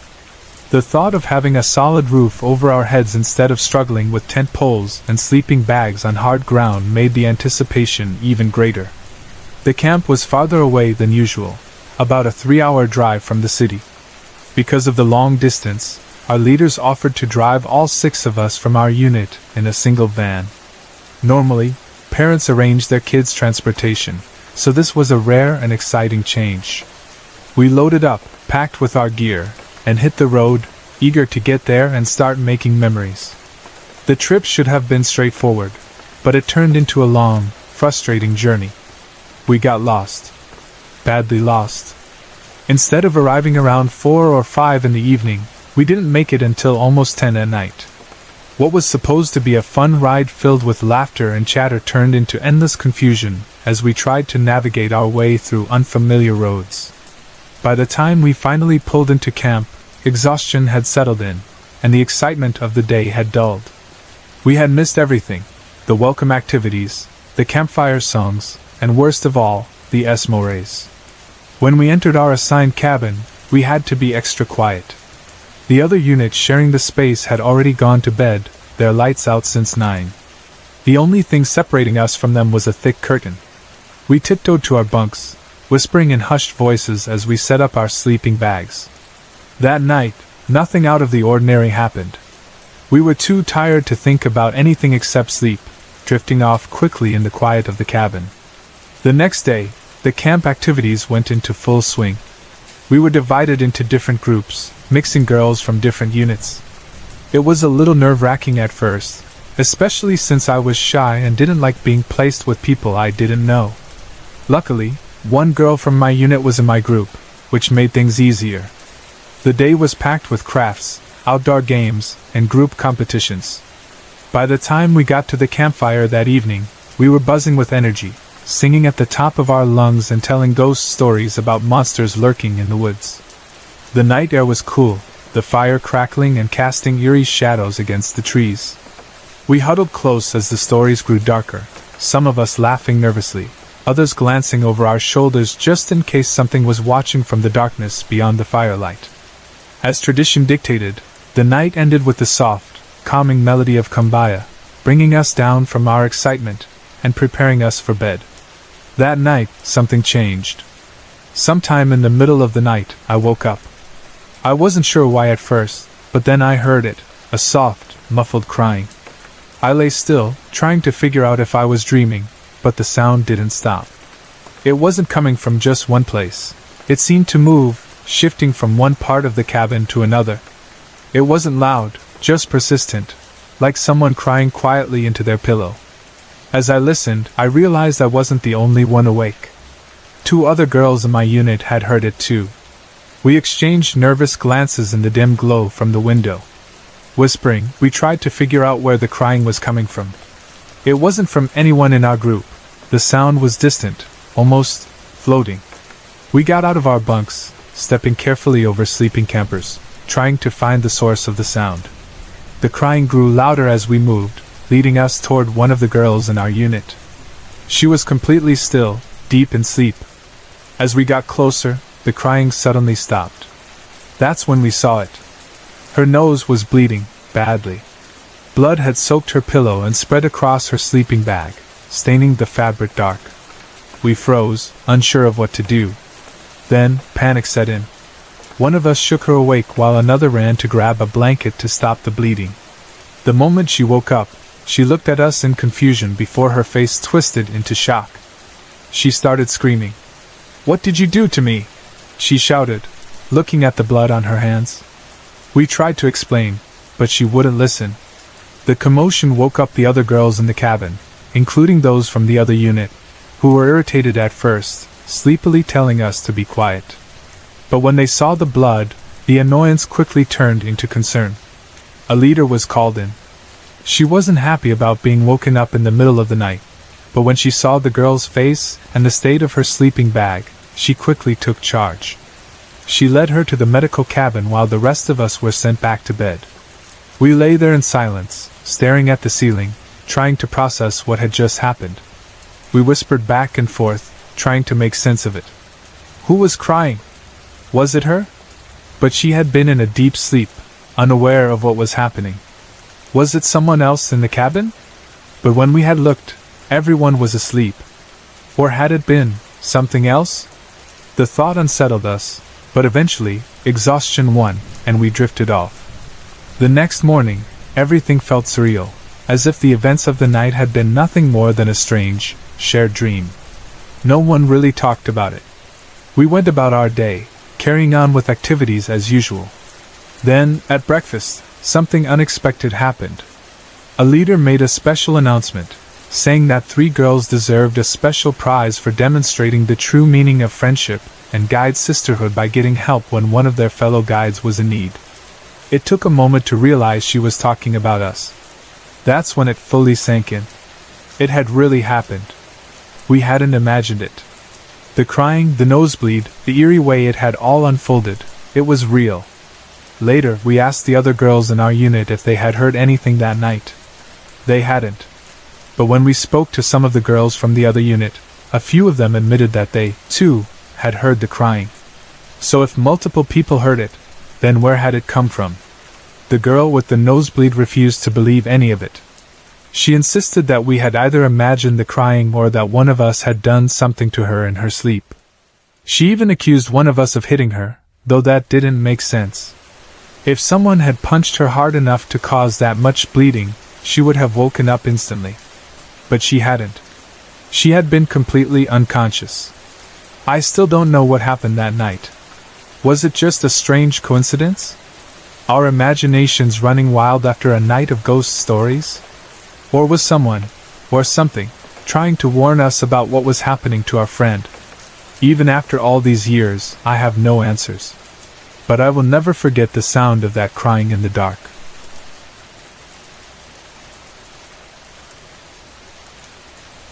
That night in Russell still lingers in my mind, a strange mix of beauty and unease, a night where the past seemed to step into the present in ways I still struggle to understand. After the long drive from Waiaku, the Bach had been a welcome sight. A charming wooden house perched on the side of a steep hill, its deck wrapping around the lower level, offering breathtaking views of the Bay of Islands. The scent of the ancient syringa tree in the front yard filled the air, sweet and slightly heavy, while just across the road, the old Christ Church stood solemnly, its small graveyard holding the bones of those long past. I've always been fascinated by graveyards. There's something about them, the way the names and dates carved into the stone tell stories that no longer have voices. So when Ray and I found ourselves with a quiet afternoon, we crossed the road to explore. I wandered through the worn headstones, tracing the names with my fingers, whispering the dates to myself, feeling that sense of reverence I always do in such places. Ray, ever patient, indulged my curiosity, snapping pictures of the church and the old bell tower. I wasn't ready to leave when the call came for us to return to the house, but I let out a quiet sigh and followed him back up the hill. I figured I'd steal another moment later, perhaps at dusk, when the shadows stretched long across the stones. That night, after a long evening of laughter, Cluedo, and wine, I slipped outside for one last cigarette before bed. The deck was silent, the cool air crisp with the scent of sea salt and damp wood. Above me, the sky stretched out in endless clarity, stars burning white-hot against the deep black of the universe. I took a deep breath and let the stillness settle around me. Then, from the road below, I heard footsteps. Not one set, but two, moving together in hushed conversation. A couple, hand in hand, walked past, illuminated briefly by the faint street light. Their voices were low, murmuring in a way that suggested familiarity, comfort. I watched them disappear into the night up the road and felt a sense of peace wash over me. But then, just moments later, I heard another sound. Heavy footsteps. A slow, deliberate tramp of boots against the pavement. The kind of boots that belonged to another time, another era. I leaned forward, expecting to see another late-night wanderer. The street was empty. I frowned, straining to catch a glimpse of whoever was approaching. The sound grew louder, closer. I could hear the weight of each step, the unmistakable rhythm of a man walking steadily uphill. Then, a car turned the corner, its headlights slicing through the dark. I held my breath, expecting to finally see the figure I had only heard. But there was no one there. The car passed, and the road was empty. And yet, the footsteps continued. Right past the house. Right past me. Heavy, deliberate. And yet, nothing. A chill slid down my spine, a sensation like ice dripping along my skin. I felt frozen in place, my cigarette burning down between my fingers. Then movement. Below, along the grass verge, a faint blue light wavered, swaying gently as if carried by an unseen hand. I squinted, trying to make out the shape of whoever held it, but there was no one there, only the light bobbing slowly, moving past the house. For a fleeting second, I thought I saw a shadow, something dark and indistinct, but it vanished almost as soon as I noticed it. The light drifted toward the next property, slipping behind a garage, and then, it was gone. The night air suddenly felt too heavy. My skin prickled, and I stubbed out my cigarette with a shaky hand, rushing inside and locking the sliding door behind me. Ray was already in bed, half asleep, but I woke him up, breathless, spilling out the story of the invisible boots on the pavement. I hesitated to mention the blue light. It had been so fleeting, so strange. I wasn't even sure if I'd really seen it. Maybe it was a trick of the streetlights, or my imagination filling in the blanks. The next morning, as we sat at breakfast, Ray casually recounted my experience to my brother Rob and his new wife, Cheryl. She grinned and nudged me with her elbow. "That'll teach you to go wandering through graveyards," she teased. "He probably fancied you and followed you home." The others laughed, and I forced a smile, but my mind was still turning over the events of the night.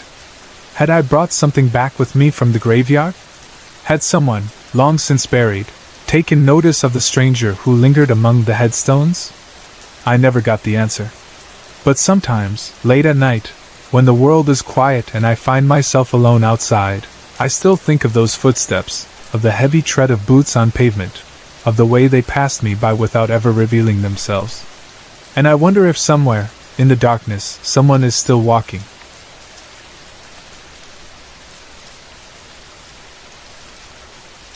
Back when my husband and I were still dating, we had a long-distance relationship between Central Florida and Jacksonville. The drive wasn't impossibly long, about 2.5 hours, but when only one of you has a car and the other is in school, it feels like an eternity. We made that drive often, meeting halfway when we could or making the full trip when time allowed. One evening, during one of those drives, we got off the highway to find a gas station. We had been on the road for a while, and the tank was running low. As we drove down a quiet road, we spotted a gas station up ahead on the left, just beyond the median. The road had 2 lanes on either side, separated by a strip of grass and concrete. We merged into the left turn lane, waiting for an opening to cross over. That's when I saw him. Standing right in the middle of the gas station entrance was a man. He wasn't just standing, he was glaring. His eyes locked onto mine with an intensity so full of hate that it sent a chill straight through me. It wasn't just anger in his face. It was pure, venomous loathing, as if I had personally wronged him in some unforgivable way. I quickly looked away, unsettled. I remember thinking, that guy shouldn't be standing there. Someone's going to hit him. And then it hit me. He's not real. I whipped my head back toward the entrance, but he was gone. Just like that. No movement, no trace, just gone. I turned to my boyfriend, my heart still pounding. "I just saw something," I told him. He didn't need an explanation. He knew I was sensitive to these things, and I didn't have to say much for him to understand what I meant. From experience, I've learned how to distinguish between the living and the dead. It's never something obvious, no transparency, no floating figures. It's more about placement. They appear where they shouldn't be. Standing in the middle of a road. Hidden among bushes. Always slightly off. And this man? He was exactly that. We pulled into the gas station, and right away, I noticed something strange. The pavement was wet. It had just finished raining in the area, though we hadn't hit any rain on the way. My boyfriend got out to pay for the gas, closing the car door behind him. And that's when everything changed. The moment the door shut, silence filled the car. Not just quiet, silence. Gas stations are never silent. There's always noise, people talking, car doors slamming, music playing from someone's speakers, the hum of fuel pumps in the background. But in that moment, there was nothing. Just the eerie stillness pressing against my ears. Then, plop. A single raindrop landed on the roof of the car from the overhead covering. Plop. I sat there, frozen. A deep, unsettling dread settled into my stomach. It wasn't normal fear. It was a warning. A feeling that something terrible was about to happen. I stared at my lap, forcing myself not to look out the window. I knew he was there. I didn't see him, but I felt him. Right outside my door. Staring at me. Plop. The sound was louder this time. Then, plop. The force of it was unnatural. The volume of the water hitting the car didn't make sense. The way it resonated, the way it pressed into my mind, it was all wrong. I squeezed my eyes shut, my heartbeat hammering in my chest. Plop. Plop. Plop. I couldn't take it anymore. I threw open the door and stepped out, gasping for air.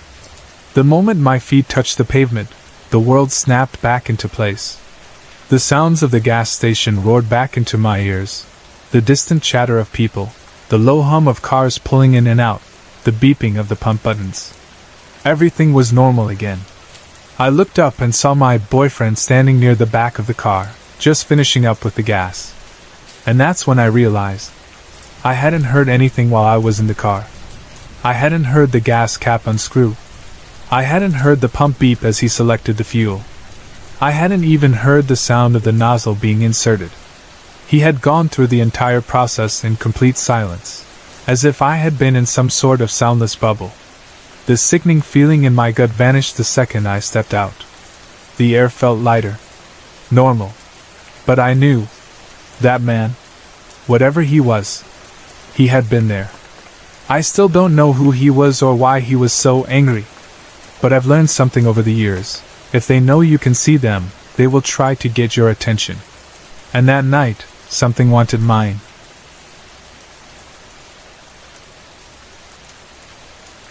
"16 years ago, my parents bought an old farmhouse in a small town in Arkansas.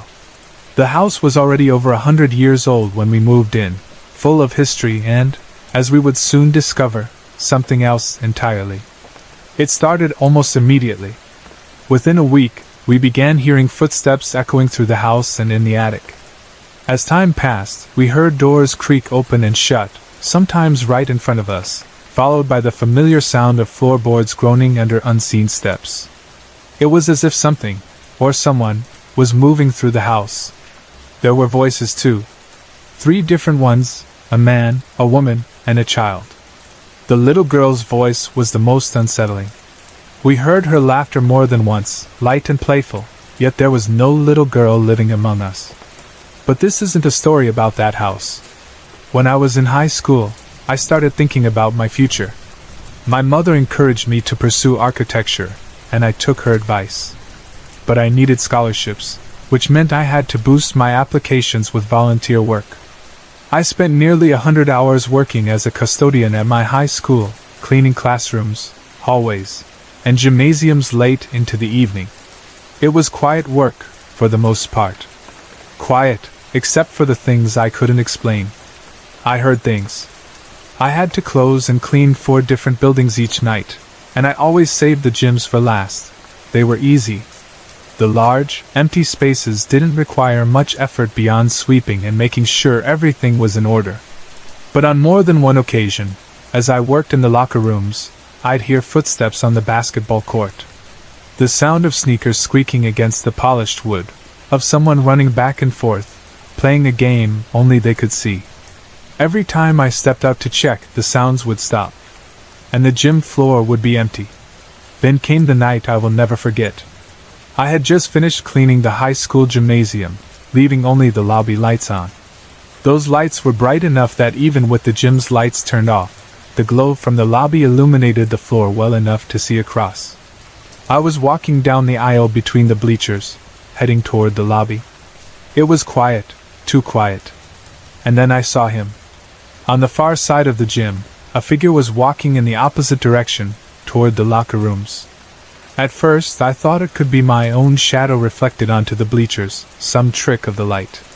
But when I stopped moving, the figure kept walking. It wasn't a shadow. It was a man, or rather, the shape of one.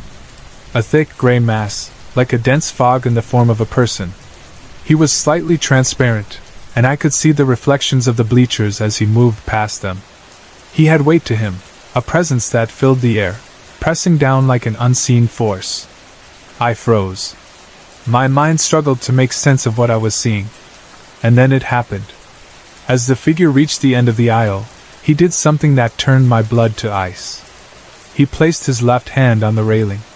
That single, natural motion sent a wave of terror through me. This wasn't a flicker of light or a shadow playing tricks. This thing was real. Then, slowly, he turned to face me. His eyes, if they could even be called that, were glowing white, 2 piercing lights that locked onto mine, They weren't warm. They weren't human.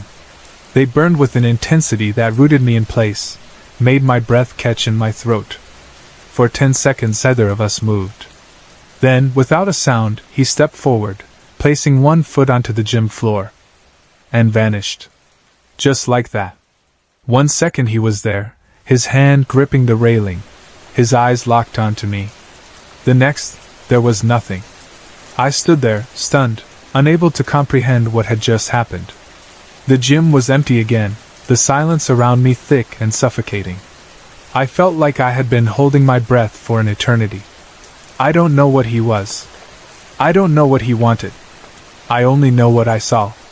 That moment, along with so many other strange experiences, has forced me to believe there's another part of this world, something we don't understand. I've spent years wondering if we'll ever truly know what exists beyond what we can see. And yet, part of me doesn't want to know. What if the truth is worse than we imagine?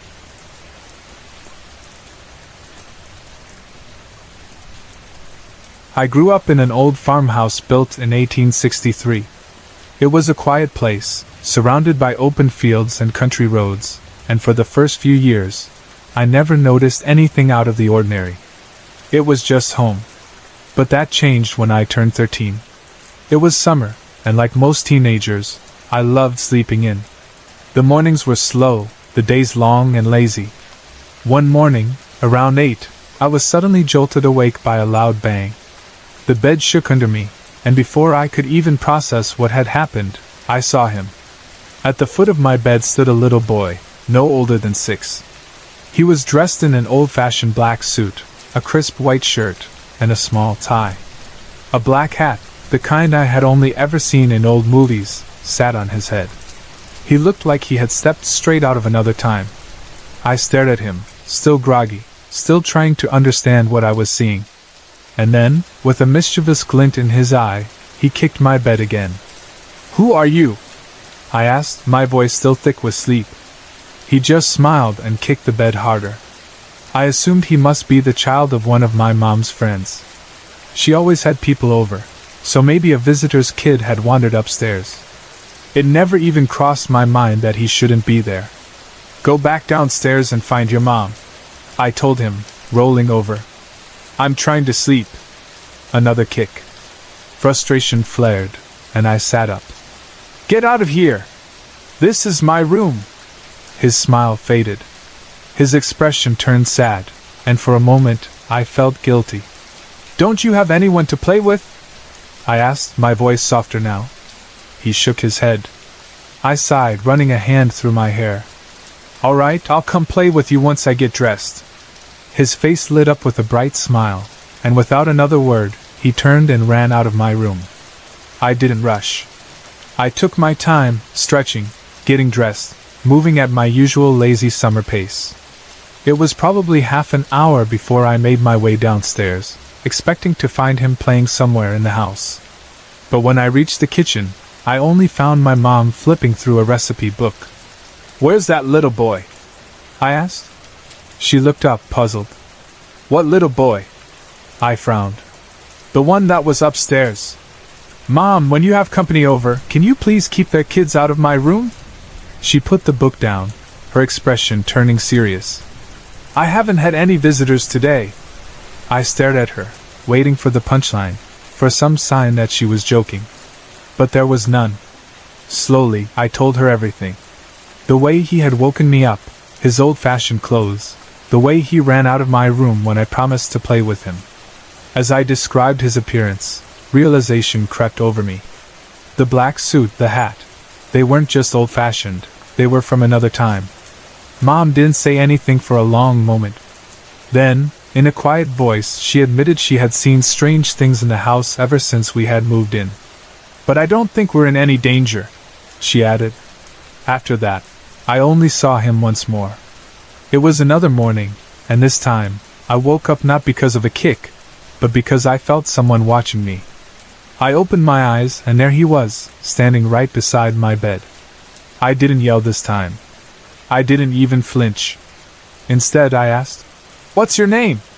His voice was soft, almost like a whisper. "Adam." Then he smiled, turned, and walked out of my room. I threw off my blankets and scrambled after him. But by the time I reached the hallway, he was gone. Not long after, I was out riding my horse, wandering the country roads like I often did. Along the way, I stopped at an old graveyard, a place I had passed many times before. There was a pump handle well where I let my horse drink, and for reasons I couldn't explain, I felt drawn to a particular set of headstones near the edge of the cemetery. They were worn, weathered by time, but as I stepped closer, I saw something that sent a chill down my spine. The name Brown was etched onto 9 graves, all side by side. The same last name, and the same death date. 9 people. A mother, a father, and 7 children. I knelt down, my fingers tracing over one of the names. Adam Brown. He had died at 6 years old. The air felt heavy. The hair on the back of my neck stood on end. Deep down, I just knew, that Adam was there with me, standing unseen at my side as I read his name. Still shaken, I went to see the old man who lived next door to our farm. His family had been in the area since the early 1800s, and I thought maybe he'd know what had happened to the Browns. He did. They all died in a fire, he said. Terrible thing. The whole family was lost. After that, I never saw Adam again. But I know in my heart that he was Adam Brown, a little boy lost to time, just looking for someone to play with.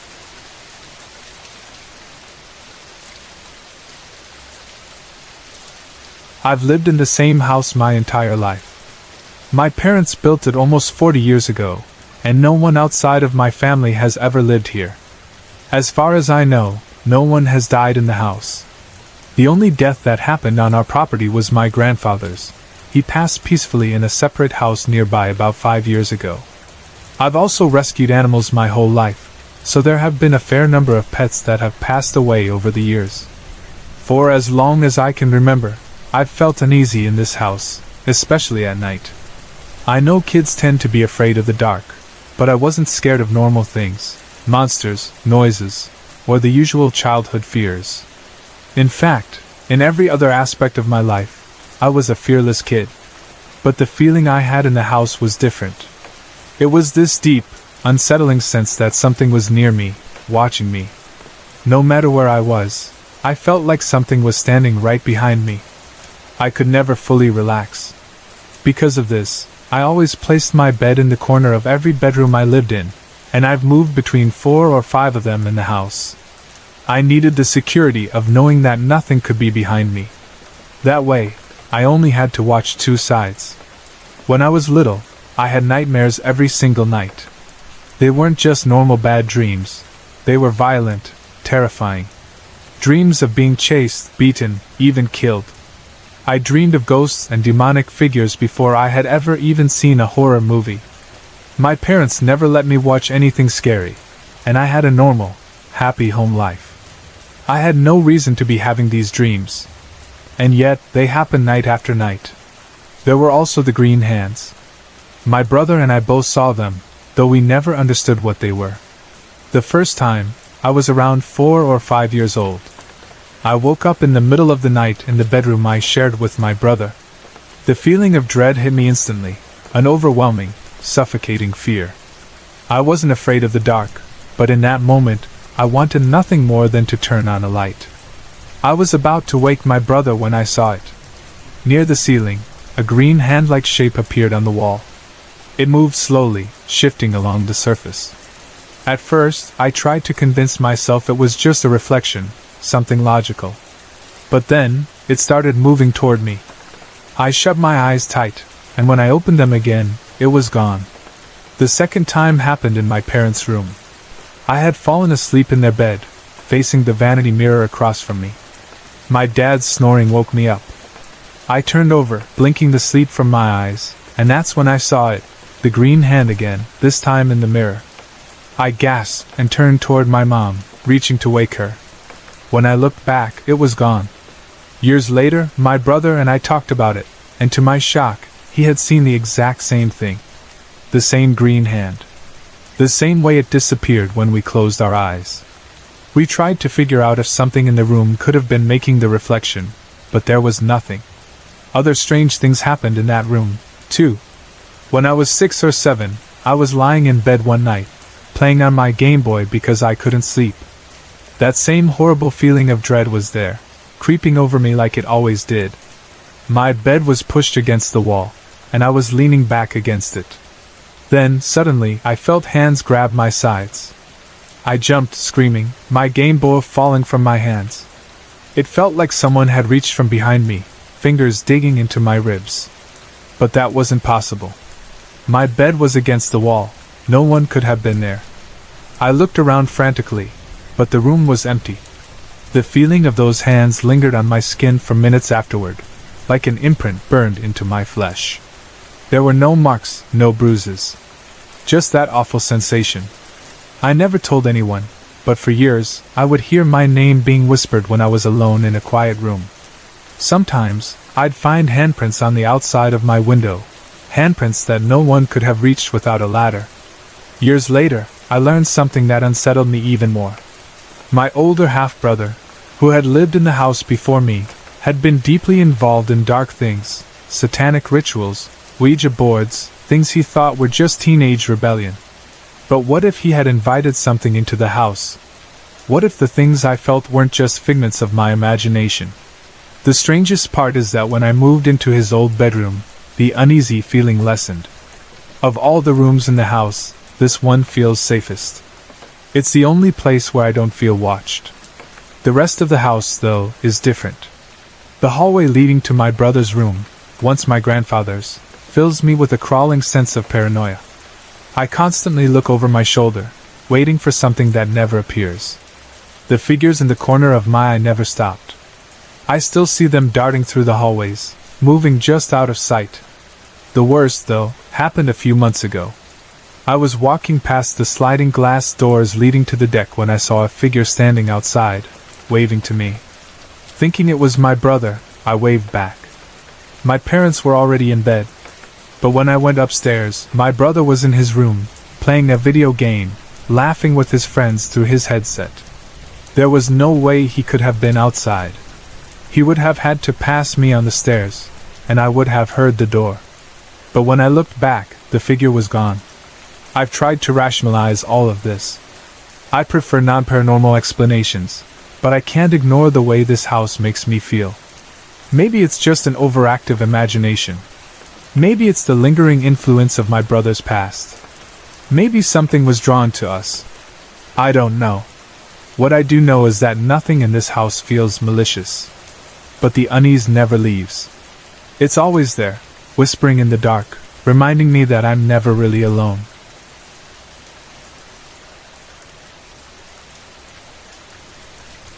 I'm 17 years old now, but for most of my life, I've had experiences with things I can't explain. Strange encounters, voices, figures that vanish in the blink of an eye. Lately, though, everything has stopped. It's like a door has closed, and I don't know why. I wanted to share some of my experiences and try to understand what might have changed. One of the earliest encounters I remember happened when I was around 10 or 11. I was staying at my grandmother's house, which I'm convinced is haunted for more reasons than just this one. My mom worked early morning shifts, long before I had to wake up for school, so I was alone downstairs, curled up on the couch trying to get a little more rest. I wasn't fully asleep when it happened.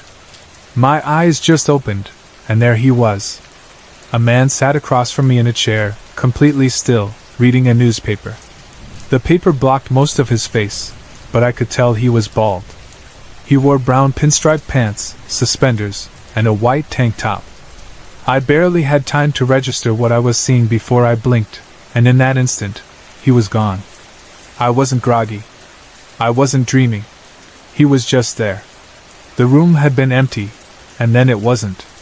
Later, I described him to my family, hoping maybe he was someone they recognized, but no one could place him.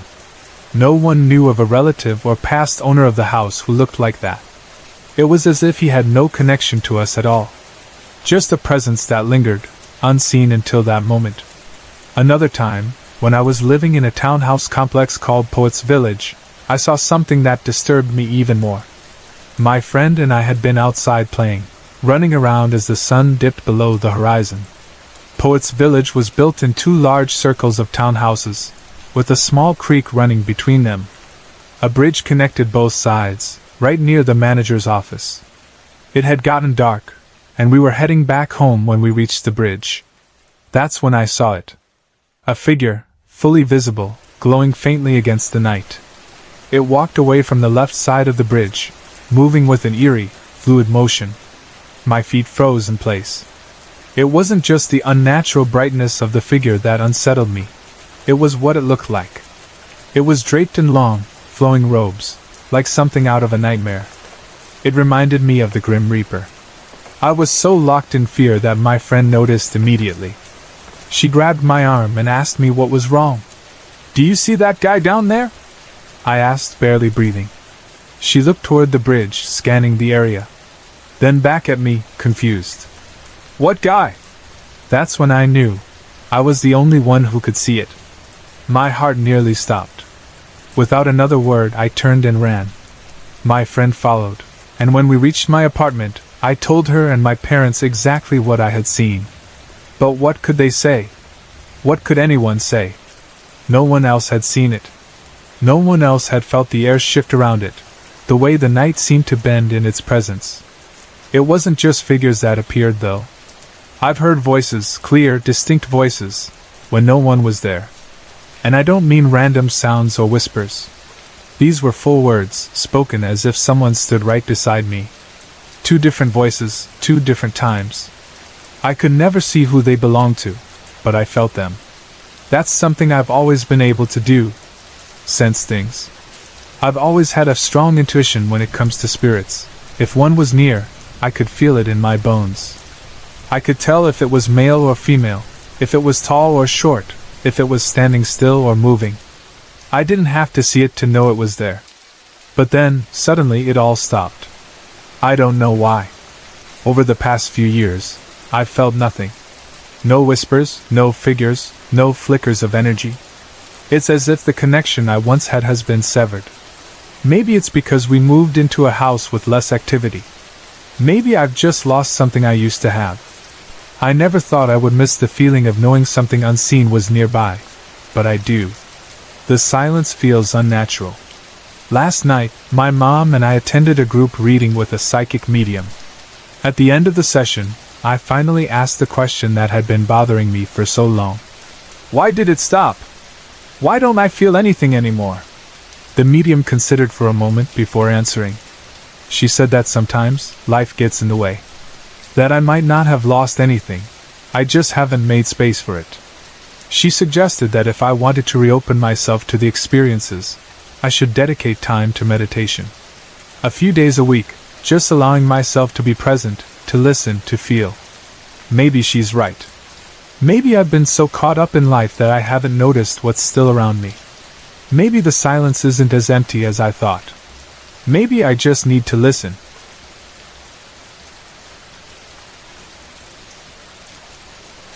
I am the eldest of 5 children and the only girl in the family.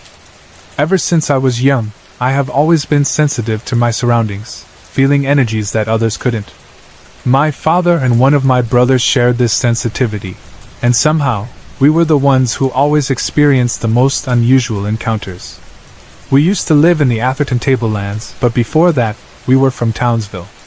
When my parents finally bought their first house, it was a big moment for us. With so many of us, the 3-bedroom house needed some quick renovations, and soon enough, we all had our rooms ready. The house had a simple yet cozy layout. As you walked in, the lounge, kitchen, and dining area were all connected in an open space. A large arch in the middle of the living room led to the hallway. At the beginning of the hallway was my parents' bedroom, and further down were the bathroom and 2 bedrooms side by side, which became my brother's rooms. There was also a covered outdoor area behind the dining room, which my parents sectioned off for me.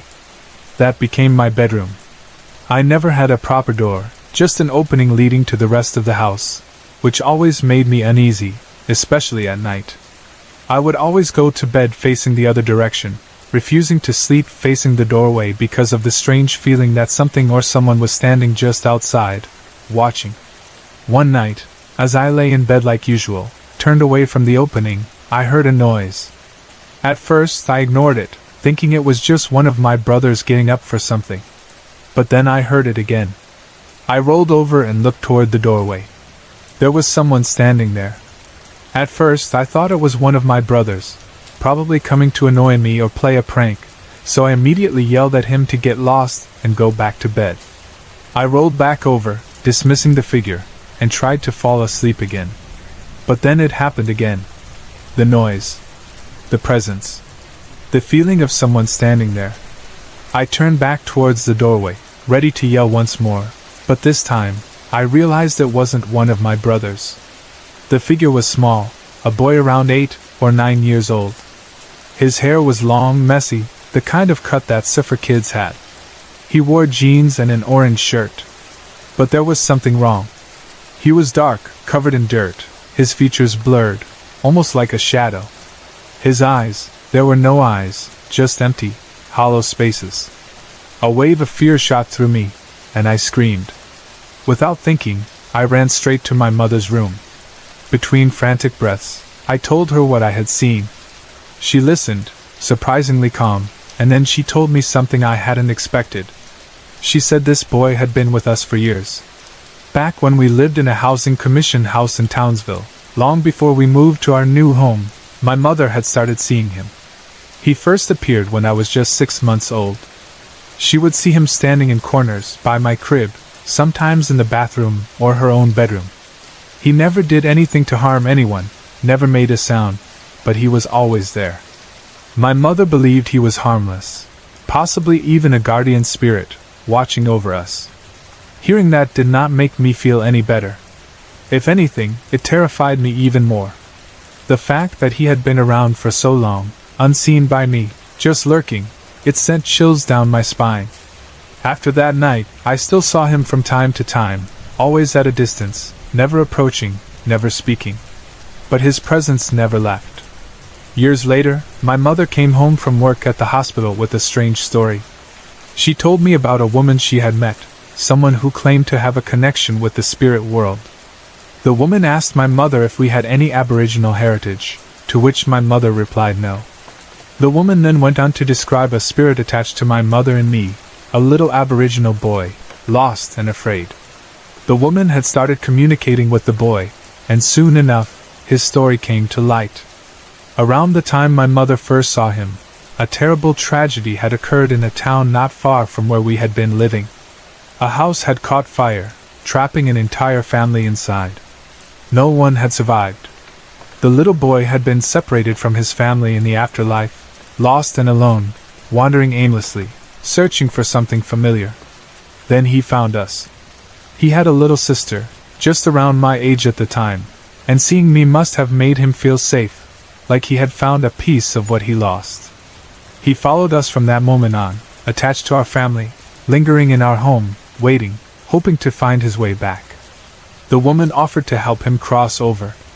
My mother described the process to me later, and the details gave me goosebumps. The woman spoke gently to the boy, telling him it was okay to leave, that his family was waiting for him. As she guided him toward the light, she saw them, his parents, his little sister, standing there, waiting for him. Just before he left, he turned back and gave a message. "Tell my mom and sister on Earth I love them." That was the last time anyone ever saw him. From that moment on, the strange occurrences stopped. The feeling of being watched, the shadows in the corners, the boy standing in my doorway, it all vanished. It was as if a weight had been lifted from the house. It took me a while to fully accept what had happened, to believe that the little boy who had been with us all those years had finally found peace. Even now, I sometimes think about him, about how scared and alone he must have felt. And yet, despite everything, he never hurt us, never tried to harm us. He just wanted to belong, to be part of a family again. I like to think that wherever he is now, he is safe. That he is with the people he loved and missed so dearly.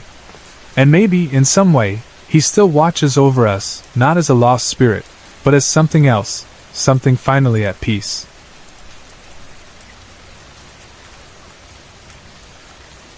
Things started happening when I was young. and for the longest time, I tried to ignore them. But the experiences only grew stronger, leaving no doubt that something unseen was always present. Our old house was a 2-story home with a layout that still feels burned into my memory. When you walked in, the first thing you saw was the den, where we kept our exercise equipment. If you kept walking straight, you'd find yourself in the kitchen and dining area on the left. To the right was the living room, and in the far right corner, the staircase led upstairs. Upstairs, the master bedroom was on the left, and straight ahead was the upstairs bathroom. To the right were 3 more rooms. The farthest belonged to my mother. She and my father didn't share a bedroom. The middle room was mine, and the last one belonged to my brothers. The first experience I remember happened when I was around 10 or 12. I woke up early for school but was still too tired to get out of bed. I lay there with my eyes closed, on my side, when I felt someone sit on the edge of my bed. Fingers ran through my hair gently, the way my mother would do when I was sick or needed comfort. I relaxed, sinking back into sleep. But when I finally woke up for the day, something felt off. A strange sense of unease crept over me. I called my mom and asked her if she had come into my room that morning. She sounded confused and told me no. I asked everyone in the house, but they all said the same thing. No one had been in my room. That was the first moment I realized something was wrong with that house. After that, strange things kept happening, things I tried to brush off. Some nights, when I was home alone, I would hear screaming and yelling, like 2 people locked in a furious argument. The voices were loud, angry, but no words were ever clear. I would stand frozen, ears straining, but the moment I tried to follow the sound, silence would settle over the house, thick and suffocating. One night, I was sitting at the dining room table doing my homework. My parents were out, but I was expecting them home any moment. As I worked, I suddenly heard the front door open, followed by the muffled sound of voices. I paused, listening. The voices were low, casual, and after a moment, the door shut again, and everything went silent. I looked up, waiting for my parents to come into view. But no one came. My stomach knotted, a cold dread creeping up my spine. I sat there for another 20 minutes, feeling more and more uneasy. Finally, the front door opened again. This time, my parents actually walked in. Frustration bubbled up inside me. I snapped at them, demanding to know why they had just left after coming home. They looked at me in confusion. "We're just getting home now," my dad said. "We haven't been here all night." I felt my skin prickle, but I didn't push it further. I already knew what they would say. The house always had a heaviness to it, something thick and oppressive. No one ever liked sleeping over. Friends would visit, but as soon as night fell, they'd start to look uneasy, shifting in their seats, glancing at corners like they expected something to move. More than once, I had friends tell me straight up, "I think your house is haunted." And honestly, I believed them. We eventually moved to a new house, and for the first few years, everything was normal. I thought maybe I had left whatever it was behind. Then, when I was in high school, something happened. I was in my room, changing clothes. My boyfriend was sitting on my bed, and the door was wide open. As I pulled my shirt over my head, I heard the sound of footsteps in the hallway, the distinct heavy steps of my brother approaching. Instinctively, I rushed to shut the door, not wanting him to walk in while I was half-dressed. But the door wouldn't close. Something was pressing against it from the other side. A force, strong, unrelenting, kept the door open. I pushed harder, my heart pounding. "I'm changing!" I yelled, thinking my brother was messing with me. My boyfriend jumped up and tried to help me, both of us straining to shut the door. But we couldn't. The pressure was too strong. And then, just as suddenly as it had started, it stopped. The door slammed shut with such force that both of us staggered back. I felt my breath catch, staring at the door like it might fly open again at any moment. My boyfriend and I locked eyes, neither of us speaking. I grabbed my phone and called my brother, my voice shaking with anger and fear. "What the hell is wrong with you?" I demanded. "Why would you do that?" There was a pause on the other end. Then, in a completely calm voice, he said, "What are you talking about? I'm not even home." I don't know what followed us from that old house. I don't know if it was always the same thing, or if different entities attached themselves to me over the years. But even in our new home, I could never quite shake the feeling that I wasn't alone. That something was always lurking just beyond my sight, waiting for the right moment to remind me it was still there.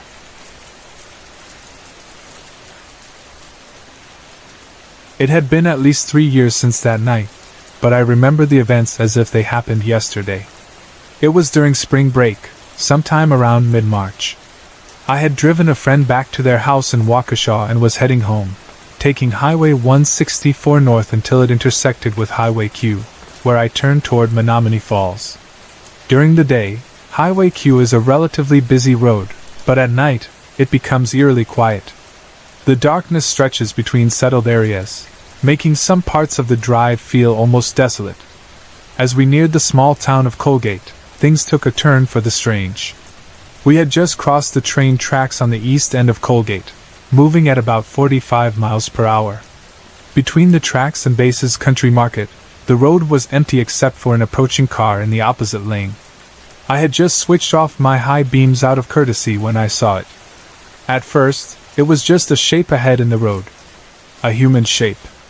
Tall, maybe just a bit taller than average, but completely black, like a silhouette with no features.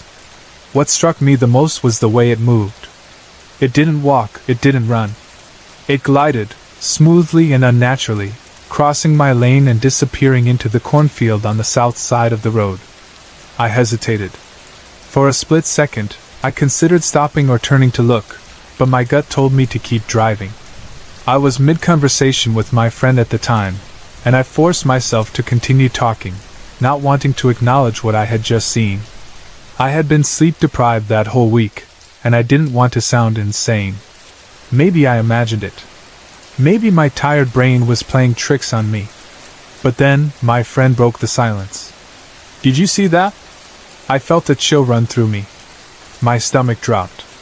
That was the moment I knew I hadn't imagined it. For the next few miles, an unnatural cold filled the car. We had the heat on, not blasting, but at a low, steady warmth. My car was usually great at heating up fast, but suddenly, no matter how high I turned the dial, the air remained frigid. It was the kind of cold that sank deep into your bones, the kind that felt wrong. But that wasn't the end of it. A week later, curiosity got the better of us. My friend and I decided to go back, hoping to find some explanation for what we had seen. We parked near Colgate Road, close to where the road ends and a small park begins. The night air was still, and at first, nothing seemed out of place. But as we walked toward the train tracks, a thick fog rolled in out of nowhere. It was unlike any fog I had ever seen before, dense, heavy, suffocating. It swallowed up the landscape so completely that we could barely see a few feet ahead. And yet, through the fog, we saw it. A light. It flickered faintly in the distance, like an old lantern swaying in unseen hands. The glow was steady, almost deliberate, hovering down the tracks. My friend and I stood frozen, watching as it bobbed ever so slightly, moving closer. Something about it felt wrong. That was when fear took over. We turned and ran for the car. When we reached it, I fumbled with the keys, my hands shaking as I tried to start the engine. But the car wouldn't turn over. The ignition clicked uselessly. Again. And again. Panic set in. I slammed my hand against the wheel, muttering a prayer under my breath. Then, after what felt like an eternity, the engine roared to life. We didn't waste a second.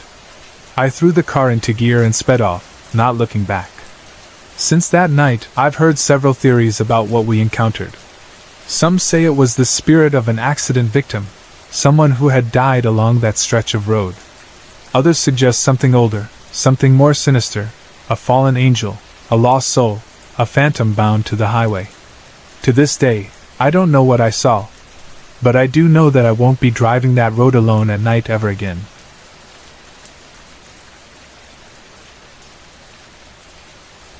When I think back to the strangest experience of my life, it always takes me back to my grandparents' house. It was a small, light gray rental in a quiet town in Iowa. Cozy and familiar, it was the kind of place that always felt like home. My grandparents lived there for years, and my mom and I visited whenever we could. It was the kind of house that felt full, even though it was just a one-bedroom place. The bathroom had clearly been converted from a small bedroom, with a bathtub, toilet, sink, and even a washer and dryer crammed into the space. The kitchen was simple, with a table near the stove and sink, and the living room was right next to it, separated only by an open entryway. The best part of visiting was when my cousins and aunt came along too. My cousin Tyler was just 11 months younger than me, and we were inseparable. People often mistook us for siblings, and in many ways he felt like the brother I never had. His younger brother, Samuel, was about 5 years younger than him, and though we loved him, he couldn't always keep up with us. That particular visit, my aunt and cousins had arrived late at night. I was thrilled to see Tyler, but unfortunately, everyone else was exhausted. The house was full that night. My mom took the only bedroom, my aunt stretched out on the couch, Samuel made a makeshift bed out of 2 cushions on the floor, and Tyler and I shared the pull-out mattress from the couch. I was still too wired to sleep. The excitement of seeing my cousin again made me restless. I wanted to talk, joke around, maybe even sneak outside for some late-night adventures. But everyone else was too tired to entertain my energy. I was quickly shushed and told to go to sleep. I tried. I really did. I lay there, staring at the ceiling, thinking about all the fun we'd have the next day. Eventually, I rolled onto my back and let my eyes wander toward the kitchen. The space between the kitchen and the living room was wide open, and in the dim glow of the night, I could make out the familiar details. The white kitchen table with its silver legs, the sink and fridge, the slightly ajar bathroom door near the stove. Everything was normal. But then, something shifted. A strange, creeping dread settled over me, and I had no idea why. It came out of nowhere, washing over me like a cold wave. I wanted to look away, tell myself it was just my imagination, but I didn't. Instead, I kept staring out into the kitchen, frozen in place. Then I saw them. At least 5 heads hung in the entryway to the living room, suspended from the ceiling by thick, braided black hair. Their cheeks were round and full, their eyes wide and staring. But the most horrifying part wasn't that they were severed heads, it was their colors. Each head was a different unnatural shade. One was deep blue, another bright green. There was a red one, a purple one, even a yellow one. Their skin wasn't just pale or discolored, they looked painted, vibrant, surreal. And they were laughing. Their mouths opened wide in silent laughter, their faces contorting with amusement as if I were the funniest thing they'd ever seen. They swayed lightly as they laughed, bouncing against each other. Some turned toward one another, as though sharing the joke, before swiveling back to stare at me. I wanted to scream. I could feel my body start to tremble, my breath catching in my throat. The room felt suffocating. But when I finally managed to open my mouth, only the smallest, strangled cry escaped. It was like my voice had been stolen. Then, as suddenly as they had appeared, they were gone. I gasped, sucking in air like I had been drowning. My heart was pounding so hard I could feel it in my ears. My aunt grumbled from the couch, annoyed that I had made noise. Tyler, half asleep, mumbled, "Are you okay?" I tried to tell him what had happened, but before I could get the words out, I got another stern "shoo" from my aunt. I wanted to run to my mom, but that meant jumping off the bed, crossing the very space where those heads had been floating just seconds before. I wasn't brave enough for that. Instead, I scooted as close to Tyler as I could and buried my face in my pillow. If I could just fall asleep, I wouldn't have to be alone with whatever had just happened. I've had other unsettling experiences in my life, but this one has always been the hardest to explain. The colors of the heads always throw people off when I tell the story. They weren't ghostly or shadow-like. They were vivid, dreamlike, almost cartoonish, but I know I was awake. The image of them, their swaying, their silent laughter, has never left me. Over the years, I've tried to rationalize it. Maybe I was overtired, my mind playing tricks on me. Maybe it was some strange remnant of a childhood dream surfacing at the wrong time. But deep down, I don't believe any of that. I know what I saw. And I still have no idea what it was.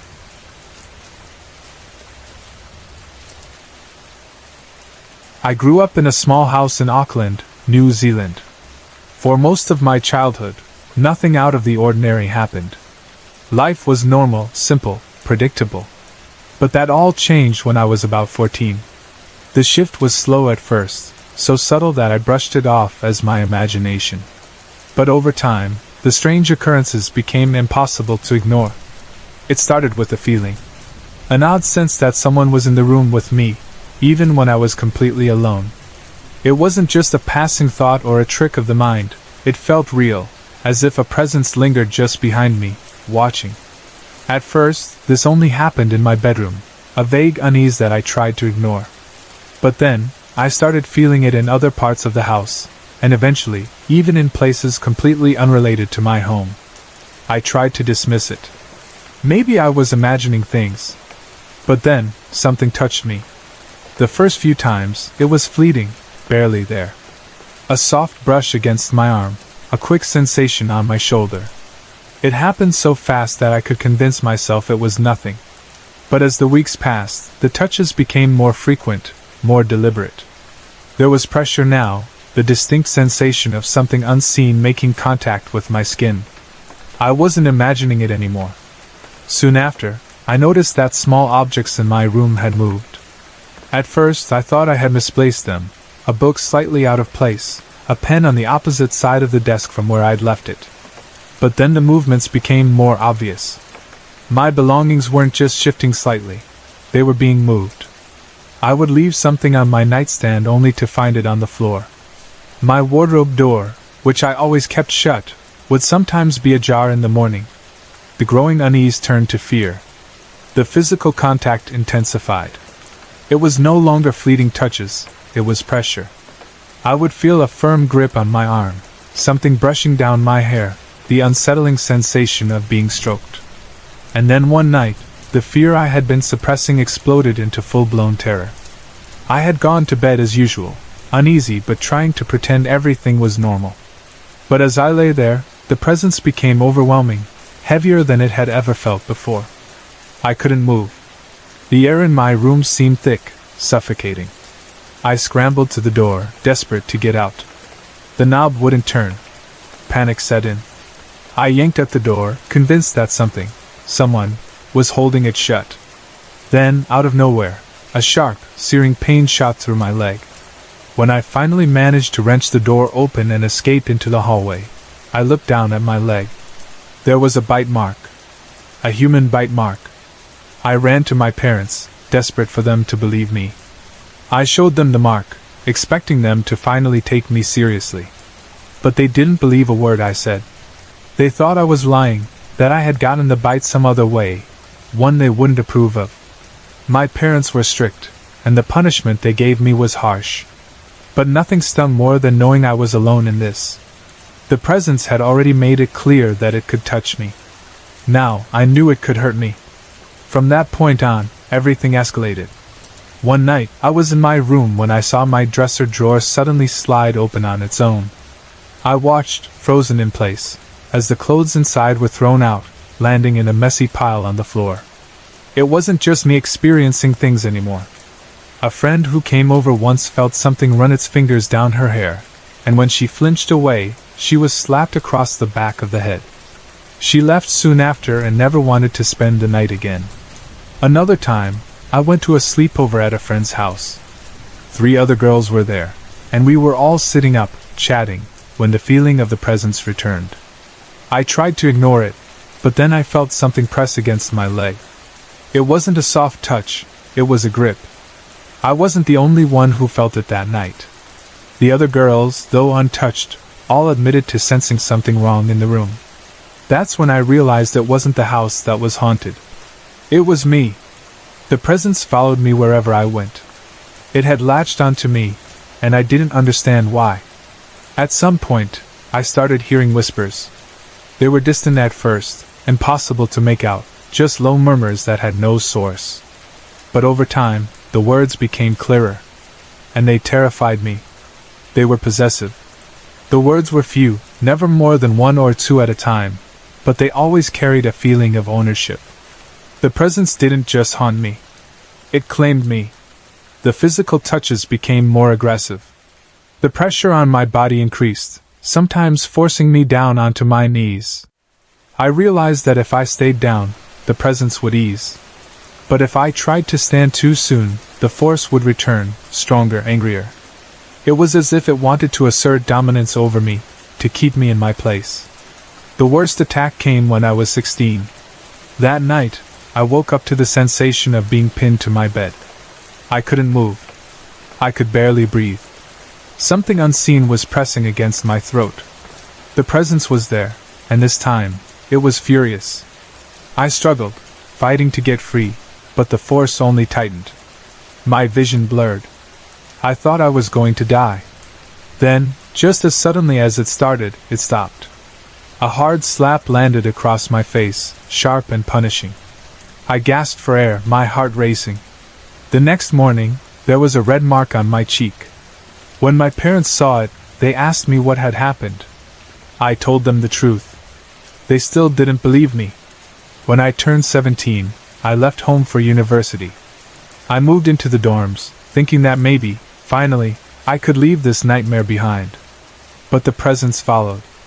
Though the incidents became less frequent, they didn't stop. It was proof that this thing, whatever it was, wasn't tied to my childhood home. It was tied to me. One night, after I had been involved in a romantic situation away from my dorm, I was attacked again. I woke up in my bed, pinned down, my throat crushed by an unseen force. The rage in the room was suffocating. It was jealous. After that, I shut myself off. I refused to form close attachments. I wouldn't let anyone into my life in that way, afraid of the consequences. But as the years passed, the presence seemed to lose interest. The last incident happened when I was around 23 or 24. It was minor compared to what I had endured before. And then, nothing. Now, I am 27. I have been in a relationship for nearly a year, and there have been no attacks, no whispers, no unexplained touches. Whatever haunted me for so many years is gone. I don't know why. Maybe it moved on. Maybe it got bored. Maybe I outgrew whatever drew it to me in the first place. I've spent years trying to understand it. At first, I wondered if it was a poltergeist, an energy that I had somehow generated myself. But poltergeists don't bite. They don't whisper possessive words. I never saw an apparition, never once caught a glimpse of what tormented me. But I felt it.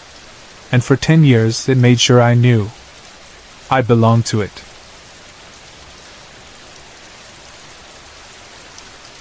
I grew up in a rural part of Ohio, where the woods behind my house felt more like home to me than the house itself. Those trees, dense and towering, stretched endlessly in every direction, creating a world of their own. As a child, I had a deep passion for exploring. I would spend hours wandering those woods, making trails, discovering hidden clearings, and climbing trees just to sit among the branches and listen to the sounds of nature. There was one tree in particular that I had claimed as my own. I climbed it almost daily, usually about halfway up, where a thick, sturdy branch jutted out like a natural perch. From there, I could see through the thinning treetops all the way back to my house. It made me feel safe, knowing that I was never too far from home. That October afternoon was like so many others before it. I had spent hours exploring, enjoying the crisp autumn air and the crunch of fallen leaves beneath my boots. The sun was setting earlier now, and as I sat on my favorite branch, I watched the sky shift from golden hues to soft shades of purple and blue. Soon, I would hear my mother calling my name. She always stood at the edge of the woods, her voice carrying through the trees, letting me know it was time to come home before darkness fell. And then, just as expected, I heard her voice. But something was wrong. The sound wasn't coming from the usual direction. Instead of calling from the backyard, where she always waited, her voice drifted toward me from deep within the woods. Behind me. I froze, gripping the bark of the tree. My mother never entered the woods. Not once in all the years I had played there had she followed me inside. It wasn't her thing, she preferred the safety of the house. And yet, there she was, calling my name, her voice threading through the trees, urging me to come closer. I hesitated, trying to make sense of it. Maybe I had somehow passed her without noticing. Maybe, for the first time ever, she had decided to come find me instead of waiting at the edge of the forest. But then, I heard her voice again. This time, it came from the backyard. Right where it should have been. My chest tightened. The first voice, the one in the woods, was still calling me, but now, it sounded different. Frantic. Sharp. It wasn't an echo. It wasn't my imagination. Two voices. One from the house, one from the woods. Both were calling my name. A cold wave of fear washed over me as I stood at the base of the tree, my heart pounding so hard I could feel it in my throat. The voice from the woods grew louder, more urgent. "Come here, right now!" It was my mother's voice. But it wasn't her. I didn't question it. I didn't try to understand. I turned and ran. I sprinted through the trees, the sound of my own breathing drowning out everything else. My feet barely touched the ground as I raced toward home, my only thought being to reach the clearing where my mother was waiting. The branches clawed at my jacket, the ground uneven beneath me, but I didn't dare slow down. Behind me, the voice kept calling. My name, over and over. The closer I got to the backyard, the more desperate it sounded. I saw my mother standing in the open, watching me with confusion as I burst out of the woods, panting and wide-eyed. The second I crossed the threshold into the yard, the other voice, the wrong voice, stopped. It didn't fade. It didn't trail off. It just stopped. My mother must have seen the fear on my face. "What's wrong?" she asked. I didn't answer. I couldn't. I was shaking too hard. My hands were clenched into fists, my breath coming in short gasps. I didn't even look back. Not until we were inside, with the doors locked behind us. Then, and only then, did I dare to speak. I asked my mother if she had been in the woods. She looked at me like I had lost my mind. "Of course not," she said. I hesitated, then asked if she had heard anyone else out there. If she had heard the other voice calling my name. She hadn't. She said I must have imagined it. That I had spent too much time alone in the woods and let my mind play tricks on me. But I knew what I had heard. The memory of that voice, the way it almost sounded like her but not quite, stayed with me long after that night. There was something wrong with it, something off, but I could never explain exactly what it was. I stopped going into the woods after that. Not entirely, but never for as long, and never without an excuse to leave quickly. I felt like I was being watched, like if I lingered too long, it, whatever it was, would call for me again. Years later, when I was 17, I finally convinced myself to go back. The trees had lost their hold over me, or so I thought. I walked my old trails, sat beneath my favorite tree, listened to the rustling of the leaves and the distant chirping of birds. But I never stayed past sunset. I never let myself hear my name in the wind. We eventually moved away, leaving that house and those woods behind. But the memory never faded. Sometimes, when my mother and I talk about our old home, I bring up the incident, hoping she might remember something, anything, that would explain it. But she doesn't. She still insists she never saw or heard anything unusual that day. I've gone over every possible explanation, but none of them make sense. It couldn't have been my mother playing a prank. She had never been one for games like that. And it couldn't have been a neighbor. We lived in a rural area, with the closest house over a mile away. So who, or what, called my name? How did it know my mother's voice so perfectly? And why did it sound so desperate when I ran away? I don't have answers. But I know one thing for sure. That thing in the woods wasn't my mother.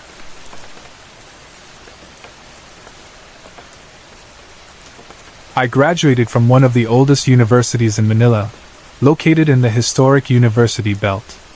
The school had been standing for generations, its buildings witnessing wars, revolutions, and the ever-changing tides of history. Like many old institutions, it carried with it stories, whispers of the past that sometimes made their presence known. This experience happened during my junior year, back in August 2007.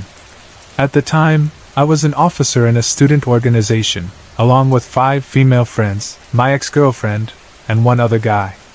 Together, we were preparing for one of the biggest events of the year, the annual General Assembly, a grand tradition meant to welcome the newest classmen into our institute. The event was always held in the university auditorium, an old but still impressive structure that had been renovated after World War II. The building had been bombed during the Japanese occupation, but its bones remained, restored and repurposed for the university's use. Like many students before us, we knew the drill when it came to using the auditorium. Before heading there, we had to get the keys from the university's security team, whose office was on the northeast side of the campus. The auditorium itself was located on the southwest side, a long walk from one end of the school to the other. The route passed through parking slots, a small soccer field, basketball courts, and seating areas shaded by massive trees, where students often gathered during breaks. The security officer who usually assisted us was someone we called Kuya J. I couldn't quite remember his full name, but it started with a J, and in Filipino culture, Kuya was a term of respect for an older male. Kuya J was a familiar presence, always there to unlock doors and offer a hand if needed. That night, however, was different. We arrived at the security office, expecting Kuya J to walk with us to the auditorium as he usually did, but he was busy checking rooms in another building.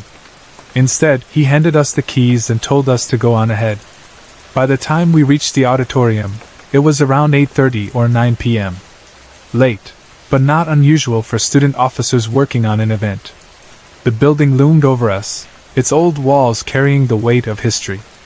Inside, the auditorium was vast, not quite as grand as Broadway theaters, but still impressive, with a main floor and an upper balcony accessible by stairs on the east side.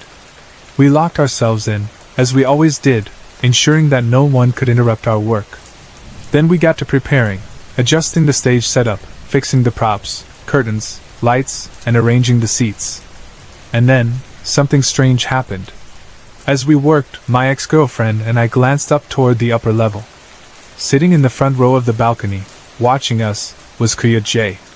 At first, we were just surprised to see him there.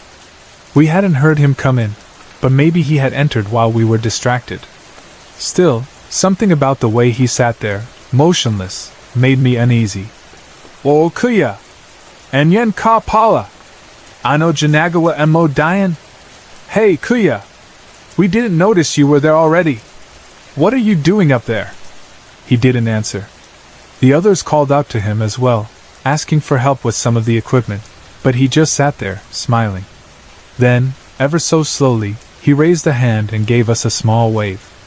That was when the unease settled into my stomach like a rock. Something about that smile. That wave. It felt off. Still, thinking maybe he just didn't hear us, I decided to go up and call him. The staircase was far off on the east side of the auditorium, so I turned to head toward it. That was when someone knocked on the main door. A sharp, firm knock. I hesitated. The door was closer than the stairs, so I decided to check first before going up. I unlocked it and pulled it open. Standing outside, looking slightly puzzled, was Kuya J. The real Kuya J. I felt the blood drain from my face. He looked at me and frowned. "Oh? You already got in? Sorry, I just got here." For a moment, my brain couldn't process what was happening. My ex-girlfriend and I had just seen him sitting upstairs. My friends had all seen him, too. We had called out to him. Without a word, I turned and looked back at the balcony. The seat was empty. The smile, the wave, the silent figure that had been watching us, it was gone. My friends had all turned pale, their eyes darting between me and Kuya J, as if silently asking, "Did you just see what I saw?" At first, we thought he was playing a trick on us. Maybe he had rushed to the door while we were distracted. Maybe he had somehow made it down before I could reach the stairs.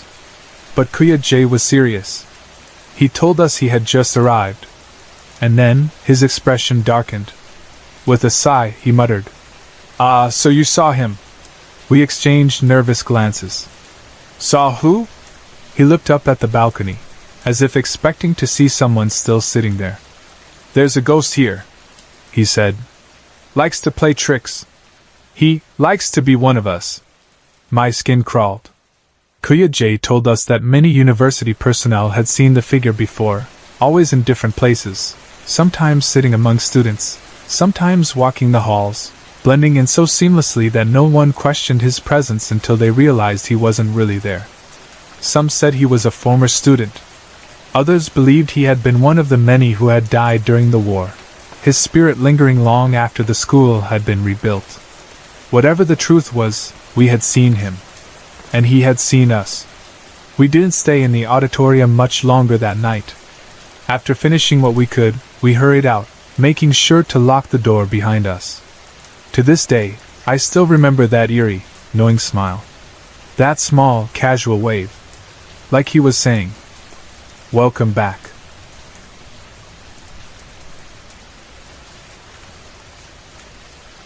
About 20 years ago, my family was considering moving closer to Johannesburg for work and convenience. Our old house, built before World War II, carried its own share of strange occurrences, unexplained noises, unsettling feelings, and other odd happenings that we simply didn't want to deal with anymore. My sister and I, though still preteens, were included in all the house hunting trips, sitting in on viewings as our parents searched for the right place. Eventually, we found a house we liked. It was in a good area, newly built on a piece of land that had never been developed before. The previous owner had constructed it for his family but, after a divorce, no longer needed a house of that size. It was only about 5 years old when we moved in, and it had only ever had one resident. Unlike our previous home, there were no tragic histories tied to it, no past hauntings to worry about. At least, that's what we thought. The first time we visited the house, my sister and I sat quietly in the TV room while my parents negotiated in the lounge. The space felt heavy, like the air itself carried a weight. We weren't particularly superstitious, but something about the room made us uneasy, like we had to sit perfectly still, as though any movement would be intrusive. Over time, as we settled into our new home, strange things started happening. It began with small, unexplainable occurrences. I would hear the phone ringing, only to realize it wasn't ringing at all. Objects hanging from my cupboard keys would start swinging on their own, tapping against the wooden doors in rhythmic knocks, despite my windows being closed and no drafts moving through the house. The ceiling lights in my bedroom and my sister's room were fitted with 3 adjustable spotlights, the kind you can rotate to focus light on different parts of the room. At first, the quiet creaking of the lights shifting seemed normal, something I chalked up to the material expanding and contracting with heat. But then, we started noticing a pattern. Whenever we woke up in the morning, all 3 spotlights would be pointed directly at the bed. If I worked at my desk for a while, I would hear the quiet creak again, only to look up and find all 3 lights now aimed at my desk. It wasn't just in my room, it happened in my sister's as well. At first, our mother dismissed it as paranoia until one day, she sat at my desk to use the computer. When she got up, she looked up at the ceiling, and found all the lights directed at her. She hadn't touched them. From that point on, she stopped telling us we were imagining things. There was always a presence in the house, a feeling of being watched no matter where you were. Sometimes, while I was asleep, I would feel a hand gently stroking my cheek. I would be in that half-awake state, still drowsy but aware enough to notice the sensation. By the time I fully opened my eyes, it was gone. I convinced myself it was a dream, until one night, a friend stayed over. We had made a bed on the floor for her, right beside mine, so we could chat through the night. The next morning, she woke up looking unsettled. "I saw something last night," she said. She told me she had woken up in the middle of the night to see a girl kneeling beside my bed, stroking my cheek. Before she could describe the figure, I told her what she looked like. The image had already been in my head, though I had no memory of ever seeing her. My friend's face went pale as she confirmed it was the same girl. Things escalated from there. When I was around 15, I began experiencing flashes of violent imagery, but only when I was in my room. It was the same vision, over and over again, me, stabbing someone in the stomach with an axe. I never saw their face. Never saw the setting. Just the axe. The motion. The overwhelming intent. It horrified me. I started questioning myself. Was I turning into some kind of psychopath? But as quickly as the images would come, they would vanish. They never occurred outside my room. And then, one night, something else happened. I was lying in bed, eyes closed, in that relaxed, almost meditative state before sleep. I rolled onto my side, and suddenly I could see my room. It was as though my eyes had opened, except I knew they hadn't. Everything looked exactly as it should, the glow from my bedside lamp, the shadows cast along the walls. But then, in front of me, I appeared. The figure in front of me looked just like me, except the eyes were wrong. They weren't mine. I snapped my eyes open so fast it left me breathless. My heart hammered in my chest. I told myself it was my imagination. I told myself a lot of things. But then, years later, when I was in my mid-20s, the sensations changed. It began as a pulsing energy that radiated from my stomach, expanding outward in waves. At first, I thought it was just something my body did while transitioning from wakefulness to sleep. But over time, the intensity grew. Then, one night, the sensation shifted. It felt as though someone, had dropped into me, right at my belly button. Like a single raindrop hitting a still pond, sending ripples outward. I had never experienced anything like it before. A friend recommended a medium, someone she had recently seen for a Reiki session. Out of curiosity and growing concern, I scheduled an appointment. When I asked the medium about the sensations, her expression changed. "That's a sign of something trying to possess you," she said. The words hit me like a punch to the gut. I went home in a panic, telling my mother everything. No one knew what to do. I refused to sleep in my room. I stayed with my sister, but even then I could feel her, the angry woman, hovering nearby. Even my cat reacted, jumping onto my bed, hissing at an unseen force, then darting out of the room in terror. It was our housekeeper, Em, who finally ended it. One day, after learning about my experiences, she walked straight into my room and confronted the presence. We could hear her speaking, first calmly, then with growing intensity, her voice rising in her native language. I felt the entity move, felt its presence glaring at me from across the room. I didn't react. I kept my eyes straight ahead, refusing to acknowledge it. Then, suddenly, the weight lifted. A warmth returned to the room, a lightness I hadn't felt in years. When Em emerged, she wiped her hands as if dusting them off, then looked at me and said, "She's gone." And she was. I slept peacefully in that room for the first time since moving in. Even now, when I visit my parents, I still feel uneasy walking down that hallway. I still refuse to sleep there. But that thing, that angry presence that had lingered for years, was finally gone.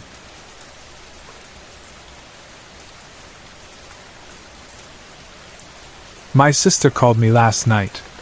It wasn't unexpected, but the timing felt strange. I had been trying to get hold of her all day, leaving 3 calls and 3 text messages, all saying the same thing: we need to talk. She never answered. Then, finally, when I had almost given up, my phone rang. "Hey, are you busy?" she asked as soon as I answered. "No, what's up? It's nice you finally decided to return my calls," I teased. "Sorry," she sighed. "My brain's been preoccupied.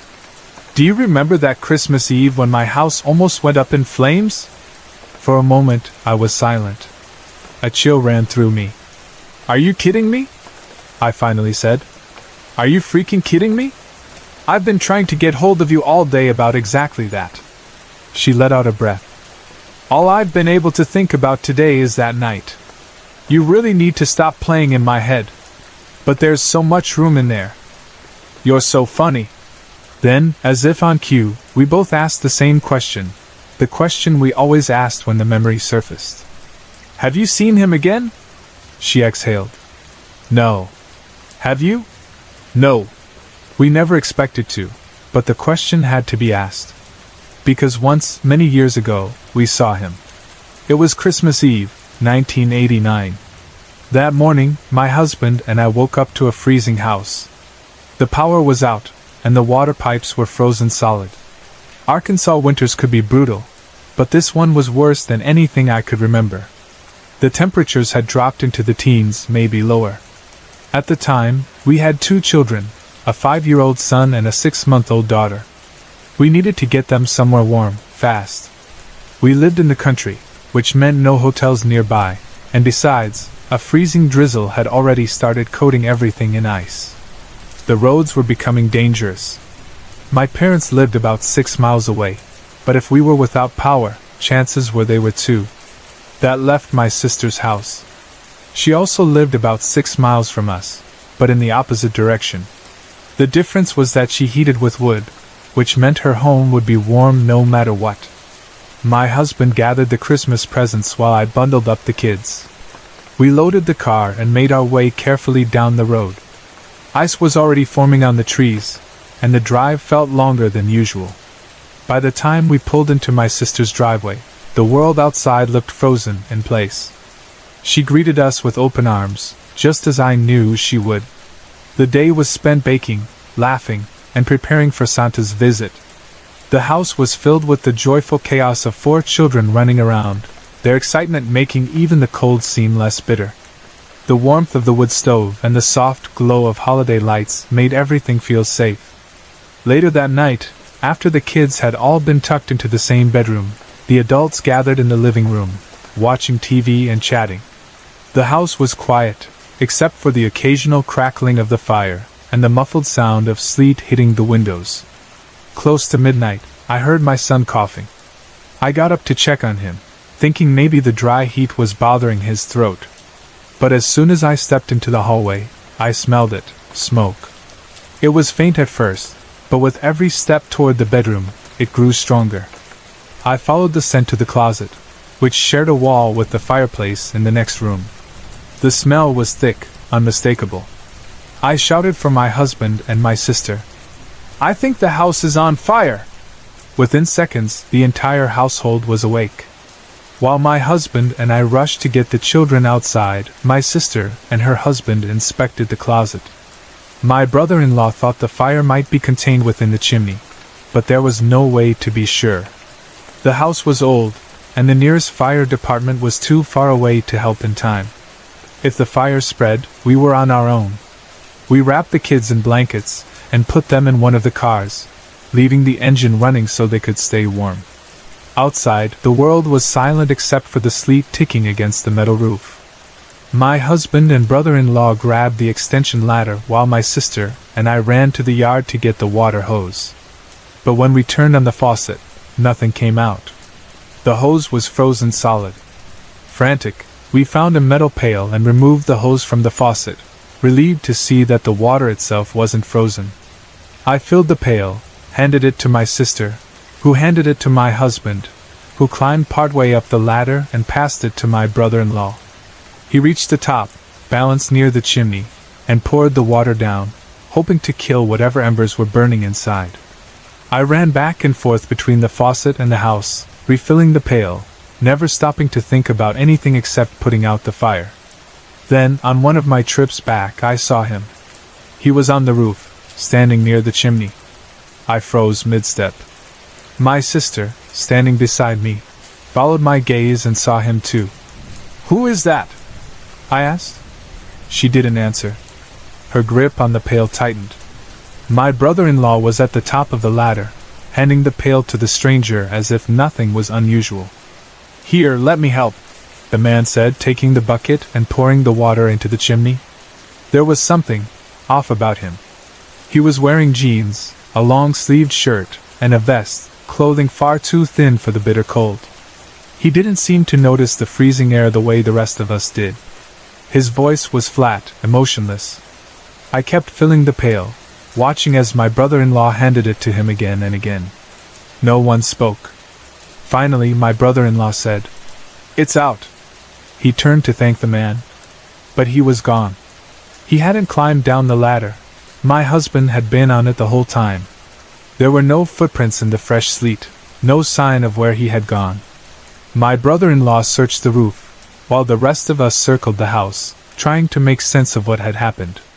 But no matter how hard we looked, the man had simply vanished. To this day, none of us can agree on what he looked like. My brother-in-law insists his hair was black. My sister and I remember it being dark blonde. My husband, the only one who never actually saw him, swears he heard him speak. But there's one thing we all agree on. He was there. And there was no way he could have left. We never saw him again. But every so often, on nights when the air feels heavy with memory, my sister and I still ask each other the same question. Have you seen him again? No. But that doesn't mean he isn't still watching.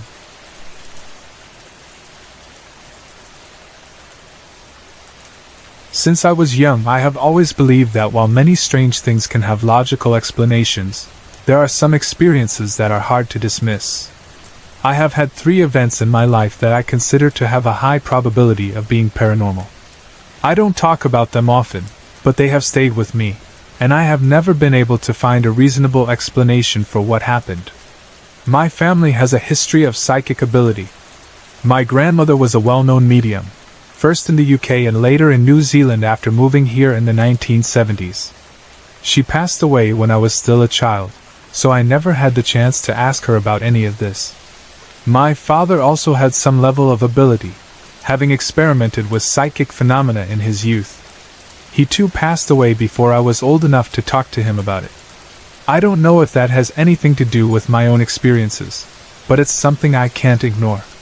The first time something happened to me, I was only 4 or 5 years old. It was a time in my life when I should have had no worries, yet every night I found myself terrified. Over what felt like weeks or maybe even months, I kept seeing something in my bedroom. She was a woman, and she was always blue. I don't remember her face well anymore, but I recall enough to know she seemed older, with lighter blue features surrounded by a darker blue outline. I always called her the Blue Lady. Sometimes she would just stand there, unmoving, as if waiting for something. Other times, she would slowly move toward me. I never saw her walk exactly, she just seemed to glide. Every time she appeared, I would scream and run to my parents' room. They always believed me. Unlike other kids whose parents would dismiss their fears as bad dreams, mine listened, though at first they didn't know what to do. After it continued happening, my mother finally called my grandmother. She came with a group of people who were also experienced mediums. I was too young to understand what they were doing, but I later learned they sat in a circle in the house and tried to communicate with the spirit. They told it that I was just a child, that it was scaring me, and that it needed to move on. I was not aware of any of this at the time. I was asleep in another room while it happened. But after that night, the Blue Lady never came back. For years, I didn't know why she had stopped appearing. It wasn't until much later that my mother explained what had happened. The fact that I hadn't known about their intervention at the time made me believe it wasn't just my mind playing tricks on me. Something had been in my room, and after they spoke to it, it left. I was relieved, but it left me with more questions than answers. The next time something happened, I was much older. It was about 16 months ago, and I was staying at my mother's house while she was away on vacation. At first, everything felt normal. I had planned to stay for just a couple of nights before heading back to the city, but after the first 2 days, I started noticing something was wrong. The feeling came first. It was the same sensation I had as a child, the heavy, thick pressure in the air, the sense that something was there even though I couldn't see it. The temperature would drop suddenly, even though it was the middle of summer and one of the hottest seasons I could remember. I kept telling myself it was nothing, that I was just imagining things. Then I heard the cupboard slamming in the kitchen. At first, I thought there was an intruder. The sound was loud, as if someone was yanking the cabinets open and slamming them shut repeatedly. I quickly got out of the bath, quietly put on my shorts, and listened. That's when I heard footsteps in the hall. They weren't normal footsteps. They were slow, deliberate, and heavy, almost exaggerated, as if someone wanted me to hear them. They grew closer to the bathroom door, step by step, until they were right outside. I took a deep breath and yanked the door open, prepared to confront whoever was there. But the hallway was empty. My first thought was still that someone had broken in and was hiding, so I did a full sweep of the house. I checked every room, every closet, and even the yard outside. The doors were locked, the windows barely opened a few inches, and there was no sign that anyone had entered or left. I was shaken, but I refused to leave out of fear. The temperature drops, and the feeling of being watched continued over the next few nights. I tried to ignore it, but then it happened again. I was sitting in the lounge, watching TV, when I heard the footsteps in the hallway once more. They were the same, slow, heavy, getting closer. This time, I was ready. I pressed myself against the wall where the hallway met the lounge, waited for the sound to reach me, and then swung around to face it. Again, there was nothing there. I searched the house again, but I already knew I wouldn't find anything. Whatever it wasn't human. When my mother returned, I told her what had happened. She was surprised. In all the years she had lived there, she had never experienced anything like that. She spoke to a medium who told her it wasn't the house, it was me. The entity had attached itself to me, and that's why it had appeared while I was there. I don't know if that's true, but whatever it was, it didn't follow me when I left. The most recent event happened not long ago. I had been thinking a lot about my past experiences, considering whether to share them, and I started feeling that same eerie sense of something watching me. At first, I ignored it, thinking I was just being paranoid. But then, one night I heard it. A voice. It said my name. Loud. Clear. Right next to me. I turned my head quickly, expecting to see someone standing beside me, but I was alone. The next morning, I woke to something pulling on my leg. It was strong, sharp, insistent, like it was trying to drag me. I grabbed the mattress, bracing myself, and in my mind, I started shouting, "Go away! Go away!" The pulling stopped. I barely slept after that. I left the light on the next night, and while the feeling remained, nothing else happened. I remembered reading about a protection technique, something that was supposed to help ward off negative energy. It sounded ridiculous, but I was desperate. I tried it. It worked. The feeling slowly faded, and nothing else happened. But ever since then, I've been having nightmares. I don't remember them when I wake up, only that they were terrifying. My heart pounds so hard it takes minutes to calm down. I don't know if revisiting these experiences triggered something, or if it was just a coincidence. I don't know if whatever it was is truly gone, or if it's just waiting. But I do know that I don't want this ability, if that's what it is. I find the paranormal fascinating, but I don't want to experience it firsthand. I don't want to hear voices, or feel unseen hands pulling at me in the dark. I just want to be left alone. And yet, deep down, I have a feeling this isn't over.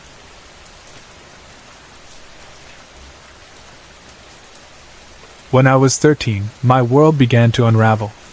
My parents had a brutal, messy breakup, and the weight of it settled deep inside me. I didn't get help, and over time, the darkness only grew heavier. By the time I was 17, I completely broke down. For 10 weeks, I was incapable of doing anything for myself. I had to be fed, given water, and taken care of as if I were a child again. I simply couldn't function. When I reached 19, things had escalated even further. My diagnosis was severe clinical depression with psychotic symptoms, including paranoia and suicidal impulses. It wasn't just sadness, it was an illness that took control of my entire reality.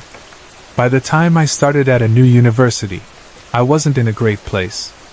I had 2 friends with me, so I wasn't completely alone, but the transition was still overwhelming. Stress always made my psychotic symptoms worse, and paranoia was always the first to creep in.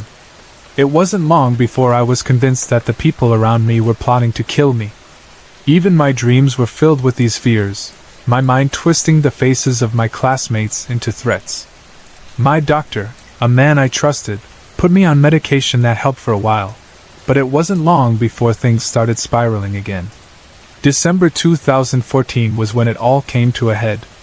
I was invited to a Christmas party at the house of one of my new classmates. It was the first time I had gone out with them socially, outside of campus. I was already uneasy. My university was an hour and a half away from where I lived, and I rarely made the effort to be there except for lectures, if that. Socializing with people I barely trusted felt like walking straight into a trap, but I went anyway. Then came the alcohol. I knew better. I was on medication, and drinking wasn't just a bad idea, it was dangerous. But as the night stretched on, I gave in. I drank, thinking it would help me relax, help me feel like I belonged. Instead, it turned me into something else. I became aggressive, almost animalistic, wrestling people as if I needed to prove I was stronger, as if I could keep myself safe by dominating the room. It didn't matter that my thoughts made no sense. Drunk and paranoid, they were the only thoughts that existed. The next morning, I woke up with a crushing sense of remorse. The shame hit me like a tidal wave. My mind, broken as it was, had only one response to what had happened. I had hurt my friends. That meant I had to die. I had spent the night in a guest house on the property. The girl hosting the party ran a holiday camp with her boyfriend and his family, and she had opened up the extra rooms for guests. When everyone else went to breakfast, I quietly slipped out. No one saw me leave. I walked into the forest, away from the house, away from everything. It was deep and cold, the trees standing silent like witnesses to something inevitable. I found a secluded spot by the river and dropped to my knees, weeping. Then I lay down. Snow had started to fall, light at first, then heavier. I let it cover me. In my numbed and exhausted mind, I thought that if I just stayed there, the snow would bury me. If I didn't move, if I just let the cold take over, I would eventually slip away. It wouldn't be violent or dramatic. It would just be quiet. That's when I heard my name. The voice wasn't one I recognized. It was calm, steady, yet commanding. I held my breath, waiting to hear it again. And then, it called for me once more. The sound came from the direction of the camp, but it wasn't frantic. It wasn't someone searching for me in a panic. It was firm, almost hypnotic. I tried to ignore it, but the voice didn't stop. It kept calling, insistently, not letting me slip away. I didn't want to move, but the more I resisted, the stronger the pull became. It wasn't fear that made me rise, it was something else, something I can't explain. I felt compelled to follow it, even though I had no desire to. Slowly, still half in a trance, I stood up and began walking back toward the house. When I finally emerged from the trees, I saw them, my friends, my classmates, my hosts, all searching for me, calling my name. I was covered in snow, shivering, but I was alive. I was safe. To this day, I don't know whose voice led me back. No one in that house had been calling for me in that way. No one had sounded like that. Some have said it was a guardian angel, pulling me back from the edge. Others believe my own mind created the voice, forcing me to save myself because I didn't truly want to die. I don't know what to believe. All I know is that something called me back. And I listened.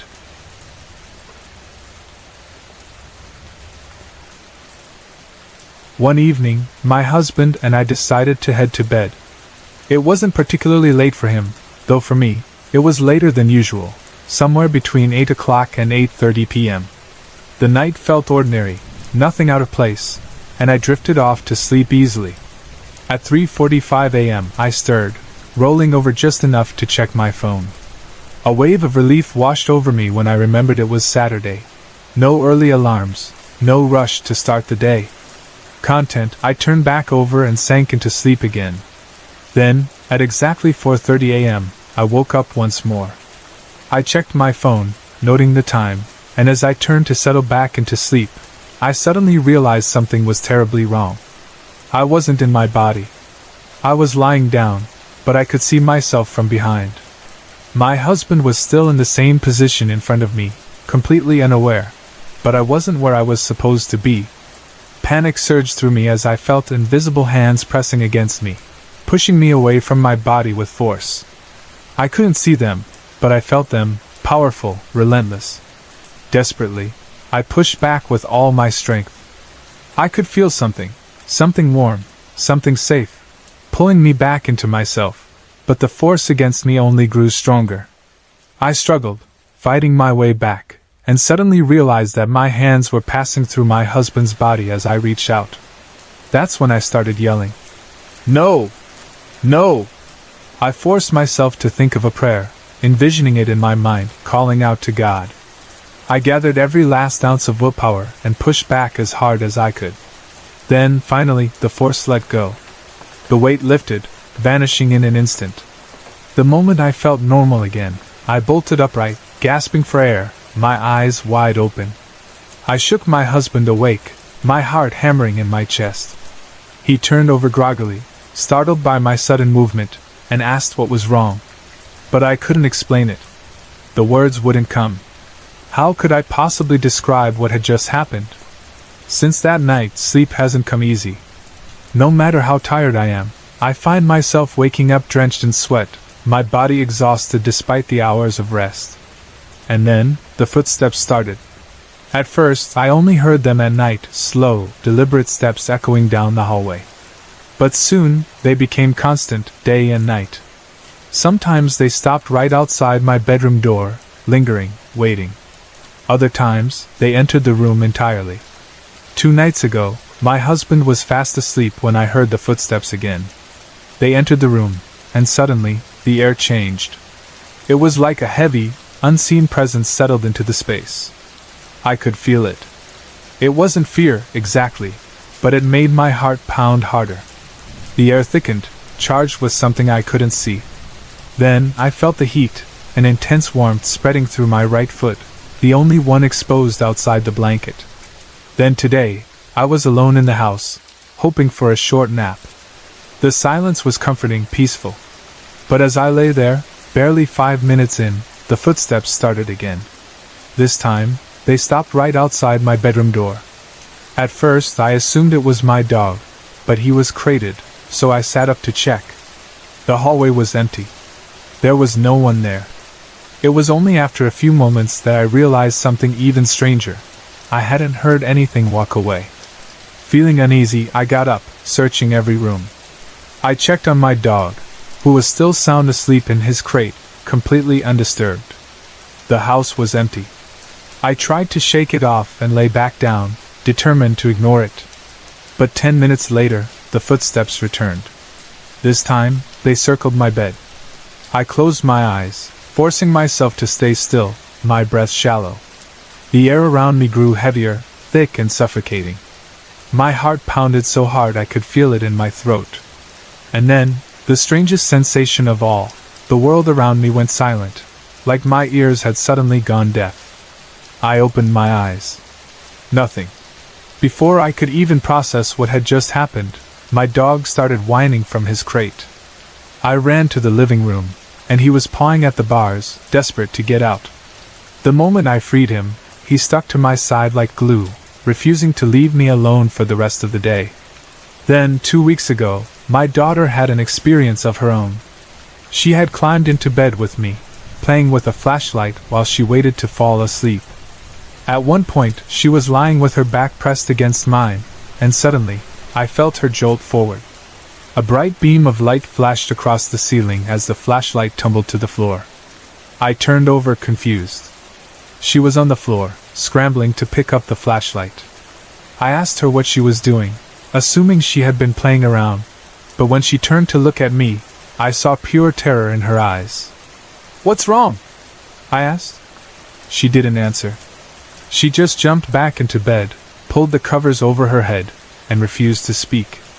The next afternoon, when she came home from school, I asked her again.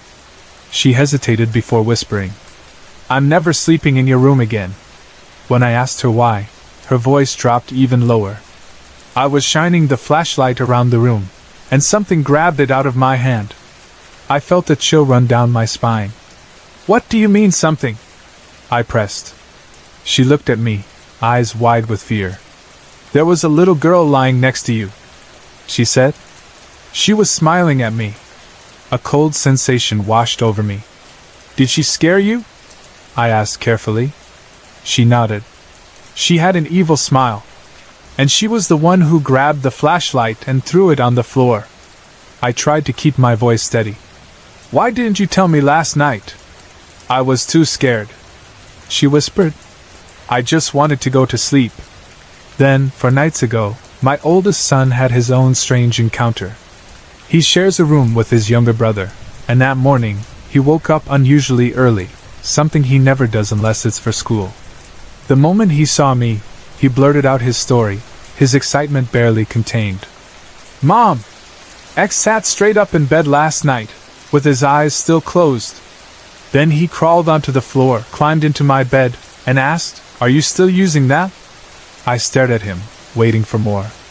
Then, he continued, he turned around, crawled back onto the floor, got into his bed, and just lay there for the rest of the night. We waited for X to wake up, then asked him if he remembered anything. He had no idea what we were talking about. Whatever this is, it's not just targeting me anymore. Sorry to interrupt. If you're enjoying the story, let me know in the comments and tell me where you're watching from. Don't forget to like and subscribe for more.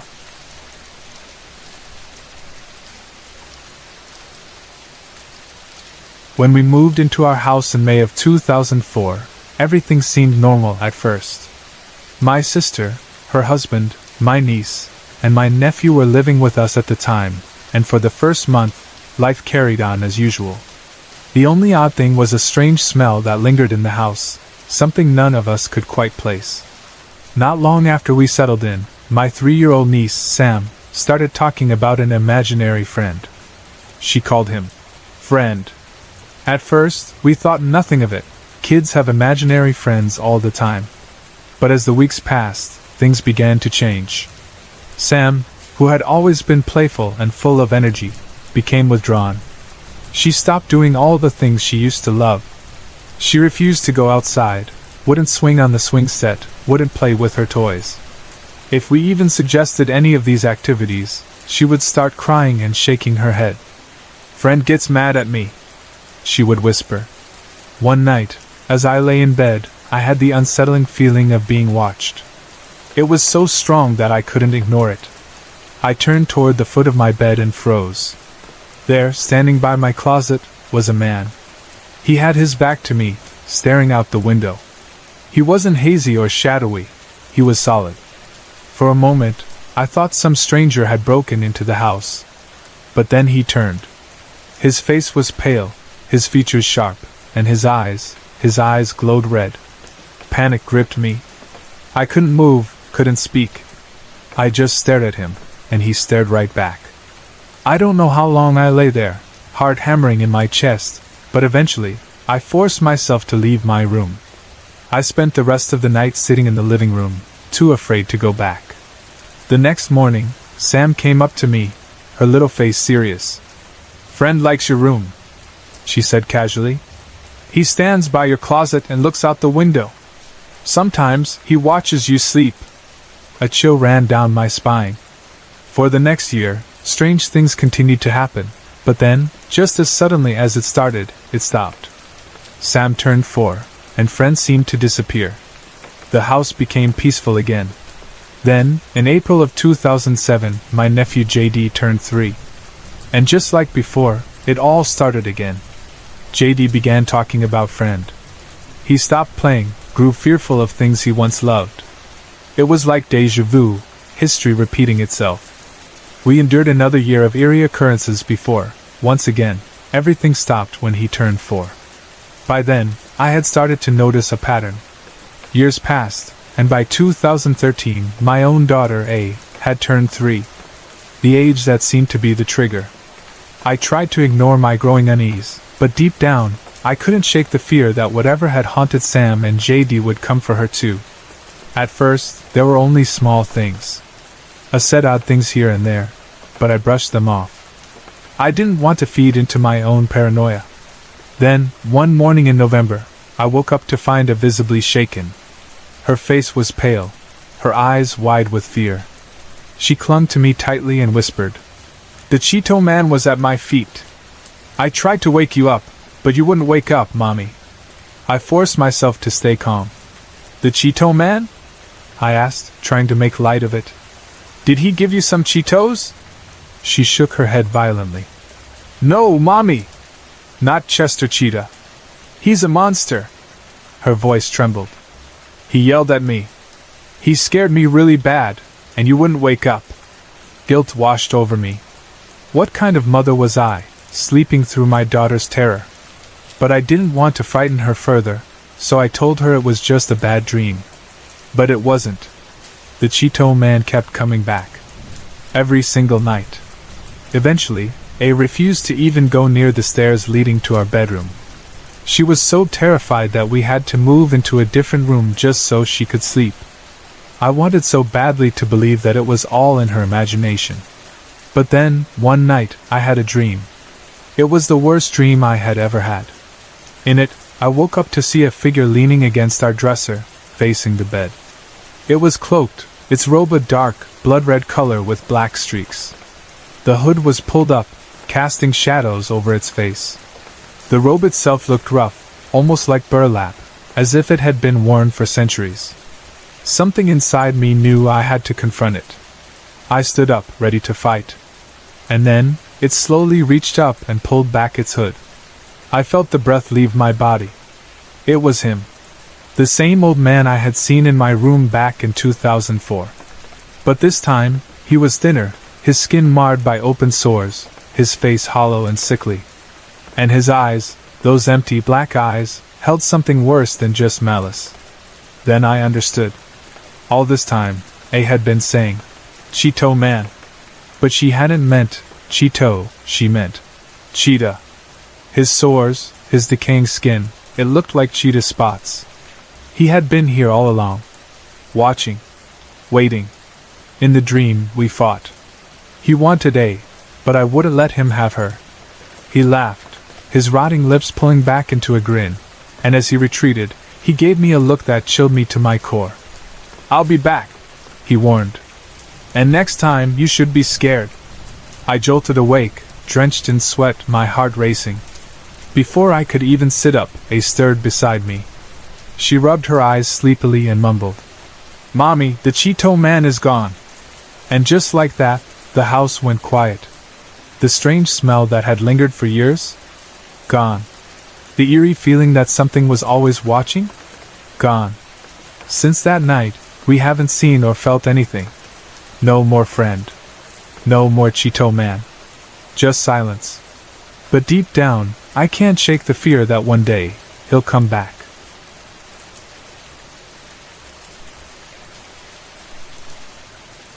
Near the end of 2007, my only aunt was locked in a bitter custody battle with her ex-husband over their children. It seemed hopeless. She was on the verge of losing. The idea that the court would hand over 4 minors to a drug dealer, an addict, just because there was no solid proof against him left her furious and desperate. Several months passed, and finally, in June 2008, she won. She got her children back. My uncle, who she was already staying with, graciously welcomed them into his home. The day they arrived, I rushed over to see them, spending hours playing with the youngest, a little girl barely a year old, and catching up with my aunt. It was a joyful moment for our family, a day filled with relief and happiness. As the evening settled in, I got ready to leave, but my aunt didn't seem eager for me to go. She convinced my mom to let me spend the night, insisting it would be fun. I didn't mind. I loved my cousins and was happy to stay. My aunt had been given a room in my uncle's house, and she set up sleeping arrangements for all of us. She and one of my cousins would sleep on the floor to the left of the bed, while my other cousin slept alone at the foot of the bed. I shared the bed with my 2 youngest cousins, positioning myself against the window, the baby in the middle, and the other on the edge. That night, past midnight, I had just turned off my phone and was trying to get comfortable. I rolled onto my side, facing the window, but couldn't find a good position, so I turned back over. That's when I saw her. A dark figure, no, a shadow, stood in the middle of the room. At first, I thought I was seeing things, maybe a trick of the light. I blinked hard, rubbed my eyes, but the figure didn't disappear. She was still there, standing motionless. A wave of cold dread settled over me. The room wasn't pitch black. The standing fan was still on, casting faint shadows on the wall. But this wasn't a shadow from the fan. The fan's silhouette was visible against the wall, and this thing was in front of it. She was a woman. I could tell by her shape, the long black hair cascading down her back. But she wasn't moving, just standing there, slightly turned toward my aunt and cousin on the floor. I couldn't breathe. It felt like forever, but she only stood there for maybe 20 or 30 seconds. And then, suddenly, she moved. Not walked. Not ran. She glided. She swept over my aunt and cousin in a blur and disappeared, straight through the window. My body went rigid. I sat up immediately, heart hammering, and looked out the window. I expected nothing, but I was wrong. I saw her again. The same shadowy figure, dashing toward my uncle's backyard, moving too fast, too fluidly, like she wasn't touching the ground. I grabbed my youngest cousin and hugged her tightly, as if shielding her would somehow protect me too. I barely slept the rest of the night. The next morning, as soon as my aunt was awake, I asked her if she had felt anything strange, any sudden coldness, any movement in the night. But she just shook her head, looking confused. "No, nothing at all," she said. I stared at her, my skin still crawling. How could she not have felt anything? That thing had hovered right over her before vanishing. I tried telling some of my family members what I had seen. They laughed. Some brushed it off, others outright denied that I had seen anything at all. No one took me seriously. I was young, they said. Maybe I was half asleep, maybe I imagined it. But I knew what I saw. I stopped going to my uncle's house after that, never staying the night again. For a while, I tried to forget about it. But the pieces started coming together in my mind, piece by piece, until I could no longer ignore the truth. I grew up in a Hispanic household, and in our culture, myths and legends about the supernatural are common. People from other backgrounds sometimes joke about how we believe in things that aren't real. But the truth is, many of those stories have roots in reality. And if there's one thing everyone can agree on, it's that evil exists. Deep in the southern regions of Mexico, there are people who practice witchcraft, not the fictional kind you see in movies, but real, dangerous magic.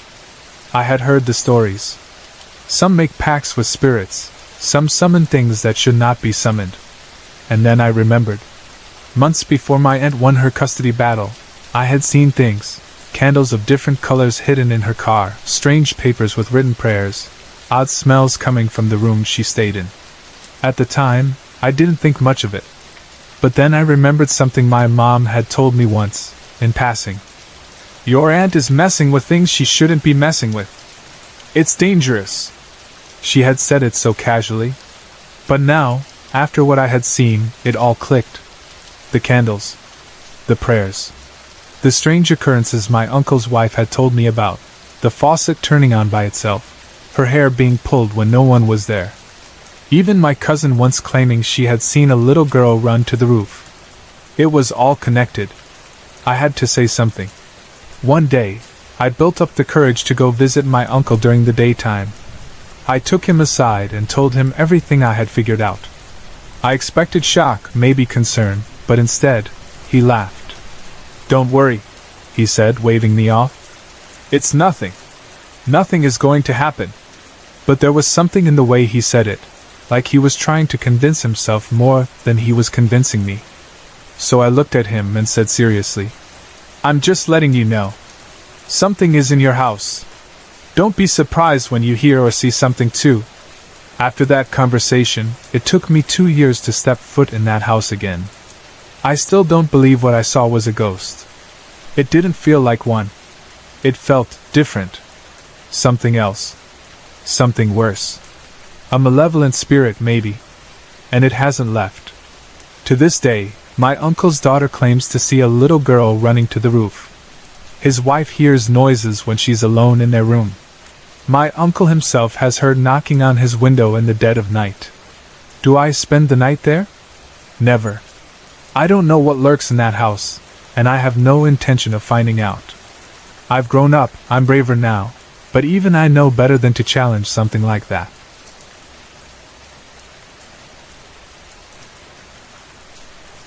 Kay and I had been traveling for 3 months, sometimes by ourselves and sometimes with friends. We both shared an interest in the supernatural, so on our adventures, we made sure to check out ghost tours, explore the underground Edinburgh vaults, the Paris catacombs, and visit old castles rumored to be haunted. These experiences were fun, sometimes eerie, but nothing ever truly unexplained or terrifying happened. At least, not until the final days of our trip, when we weren't looking for it. The first strange experience took place in Dublin before sunrise. At this point in our travels, it was just the two of us, and we were running low on money. We had booked a day trip to explore castles and historical sites, and our email confirmation instructed us to meet the tour group at a train station in Dublin at 6:30 a.m. Wanting to save money, we decided to skip a taxi and walk instead. The concierge at our hotel estimated it would take us about 30 minutes to get there, so we left at 5:45 a.m. just to be safe. As the eldest sibling, I always felt responsible for Kay's safety. I was hyper-aware of our surroundings, especially in a quiet city before dawn. The streets were nearly empty, just a few distant figures here and there, but not enough people to make us feel comfortable walking alone. About 20 minutes into our walk, I noticed something odd. A third shadow walking alongside us. My immediate reaction was to turn around and see who was behind us. But when I did, there was no one. The only other people around were a couple walking on the opposite side of the street, moving in the opposite direction. When I turned back, the shadow was still there. Kay must have noticed something too because she turned to look behind us. Then she asked, "Did you just look back because of that shadow?" I hesitated for a second before responding. "You see it too?" We weren't scared yet, just confused. I tried to rationalize it, thinking maybe it was some kind of optical illusion. Maybe one of us was creating two shadows due to the angle of the sidewalk lights. So we decided to test the theory. We raised our arms high above our heads and waved them around, watching the 3 shadows stretch in front of us. But only 2 of them moved. The third shadow remained completely still, walking at the same steady pace. That was when the nervous laughter started. The kind of laughter that says, "What the hell is happening?"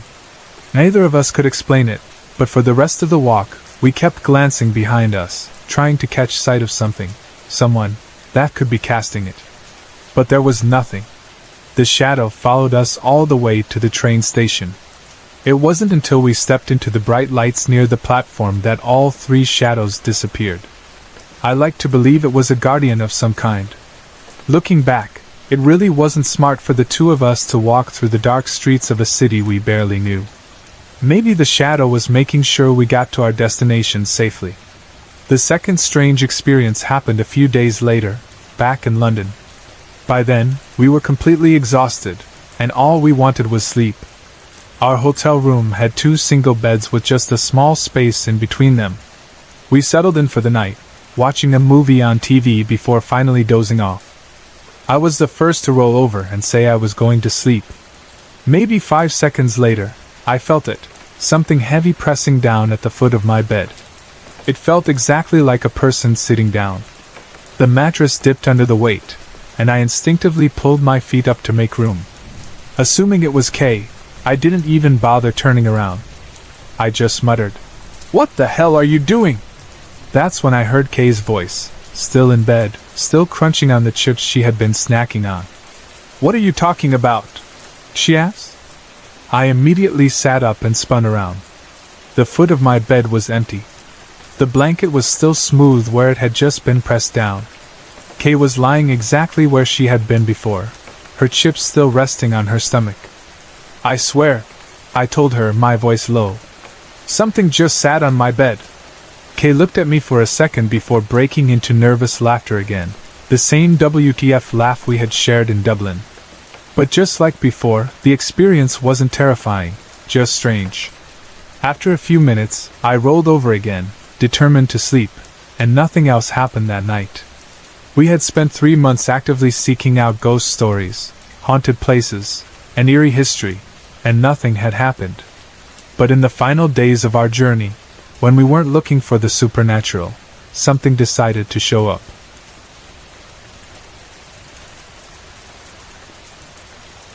I was 12 years old when my mother sent me to live with my grandmother in Guayama, Puerto Rico.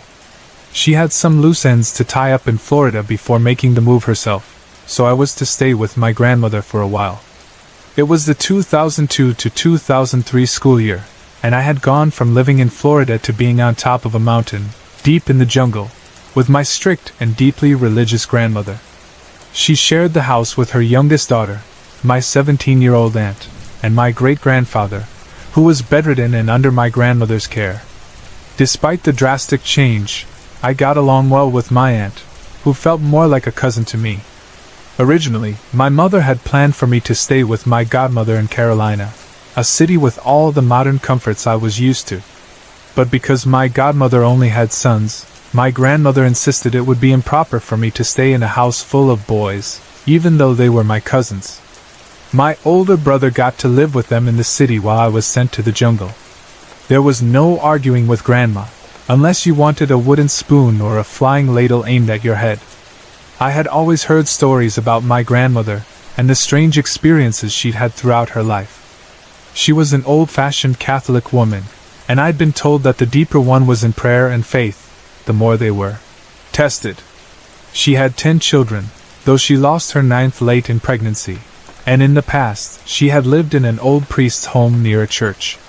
She claimed that the spirits of the priests still walked the stairs and went about their business as if they had never left. She never feared the dead, though. If anything unusual happened, she turned to her rosary. My great-grandfather spent his days in bed, keeping cool with a small fan, staring out his window or listening to an old radio. The only person he truly recognized anymore was Igna, short for Ignacia, my grandmother. She took excellent care of him, tending to his every need. My grandmother rarely went into town unless she needed to buy things she couldn't get on her small farm: rice, my grandfather's medication, and other necessities. On those days, my aunt usually looked after him, though sometimes I was asked to do it. One afternoon, my grandmother had to run errands in the pueblo, and she asked me to feed my grandfather his pureed vegetables and attend to him if he called. He was a character, even in his old age. Dementia had taken hold of his mind, and though his body was frail, his imagination was very much alive. "Young girl," he would whisper to me at times, eyes darting around the room. "Get these ladies out of my bed! I am an old man. I can no longer perform." It broke my heart to see the shame on his face, but I played along, shooing away the invisible women just to bring him some peace. That day, I heard him calling out, "Ignaia!" His voice carried through the house, shaky and insistent. I stepped into his room, and his eyes locked onto mine, filled with suspicion. "Who are you?" he asked. I smiled and said, "I'm your great-granddaughter. Igna is my grandmother. Don't you see the resemblance?" I had been told many times that I looked like her. He didn't seem entirely convinced, but he obliged when I handed him his food. As he drank, he watched me closely, as though he was trying to decide something. Once he finished, I wiped his mouth and adjusted his pillow. "Okay, abuelo, get some rest," I said softly. Just as I turned to leave, his frail hand shot out and gripped my wrist. I froze. It was shocking how quickly he had moved, how strong his grip felt for someone so weak.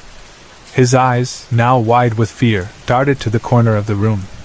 "The devil is standing in that corner," he whispered. His voice trembled. "Please don't let him hurt me." A chill ran down my spine.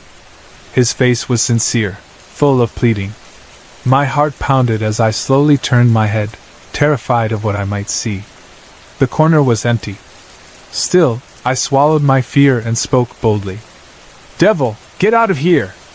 My voice was steady, even though my insides were trembling. "My grandfather is a man of God, and you have no business here. Leave now and let him rest." I turned back to my grandfather and reassured him. It's gone now, abuelo, I said. His grip loosened, and he finally let me go. A week or two later, I would see what it was that he had feared. The house was built by my grandfather, with all the main bedrooms situated on the left side. If you walked through the front doors and turned immediately left, you'd find the hallway entrance. My aunt and I shared a room at the beginning of the hall, followed by my grandfather's room, then my grandmother's room at the very end. The bathroom was also at the far end, with another entrance leading back into the dining area. It was early evening. My aunt and grandmother were in the living room, absorbed in their novellas. I had just stepped out of my room, wrapped in a towel, and turned to head to the bathroom. That's when I saw it. Standing in front of my grandfather's door was a shadow figure. It wasn't just a blur or a trick of the light. It was solid, as real as any living person. The moment my eyes landed on it, it seemed to freeze, as though it hadn't expected to be seen. It was about 4 feet tall with long, scraggly hair that reached its elbows. It held a cane, its posture hunched, its shape twisted. There were no eyes, no mouth, just an outline of a figure made entirely of darkness. A wave of terror crashed over me. I stood there, unable to move, staring at this thing as it stared back at me. I don't know who bolted first, me or it, but the next thing I knew, I was running full speed into the living room. "There's something in the hallway!" I shouted. My voice shook as I described what I had seen. My grandmother didn't hesitate. She grabbed her rosary and began praying, moving through the house, whispering words of protection. She prayed over my grandfather's room the longest, her voice unwavering as she called upon God to drive out whatever evil had entered our home. The shadow figure was never seen again. To this day, I wonder if I had unknowingly challenged it when I spoke in my grandfather's room. Maybe that's why it appeared to me. Maybe it wanted me to know that it had heard me. Or maybe I had simply caught it in the act, just before it slipped into my grandfather's room. I'll never know for sure. But what I do know is that my grandmother's prayers kept us safe. And after that night, my grandfather never called out in fear again.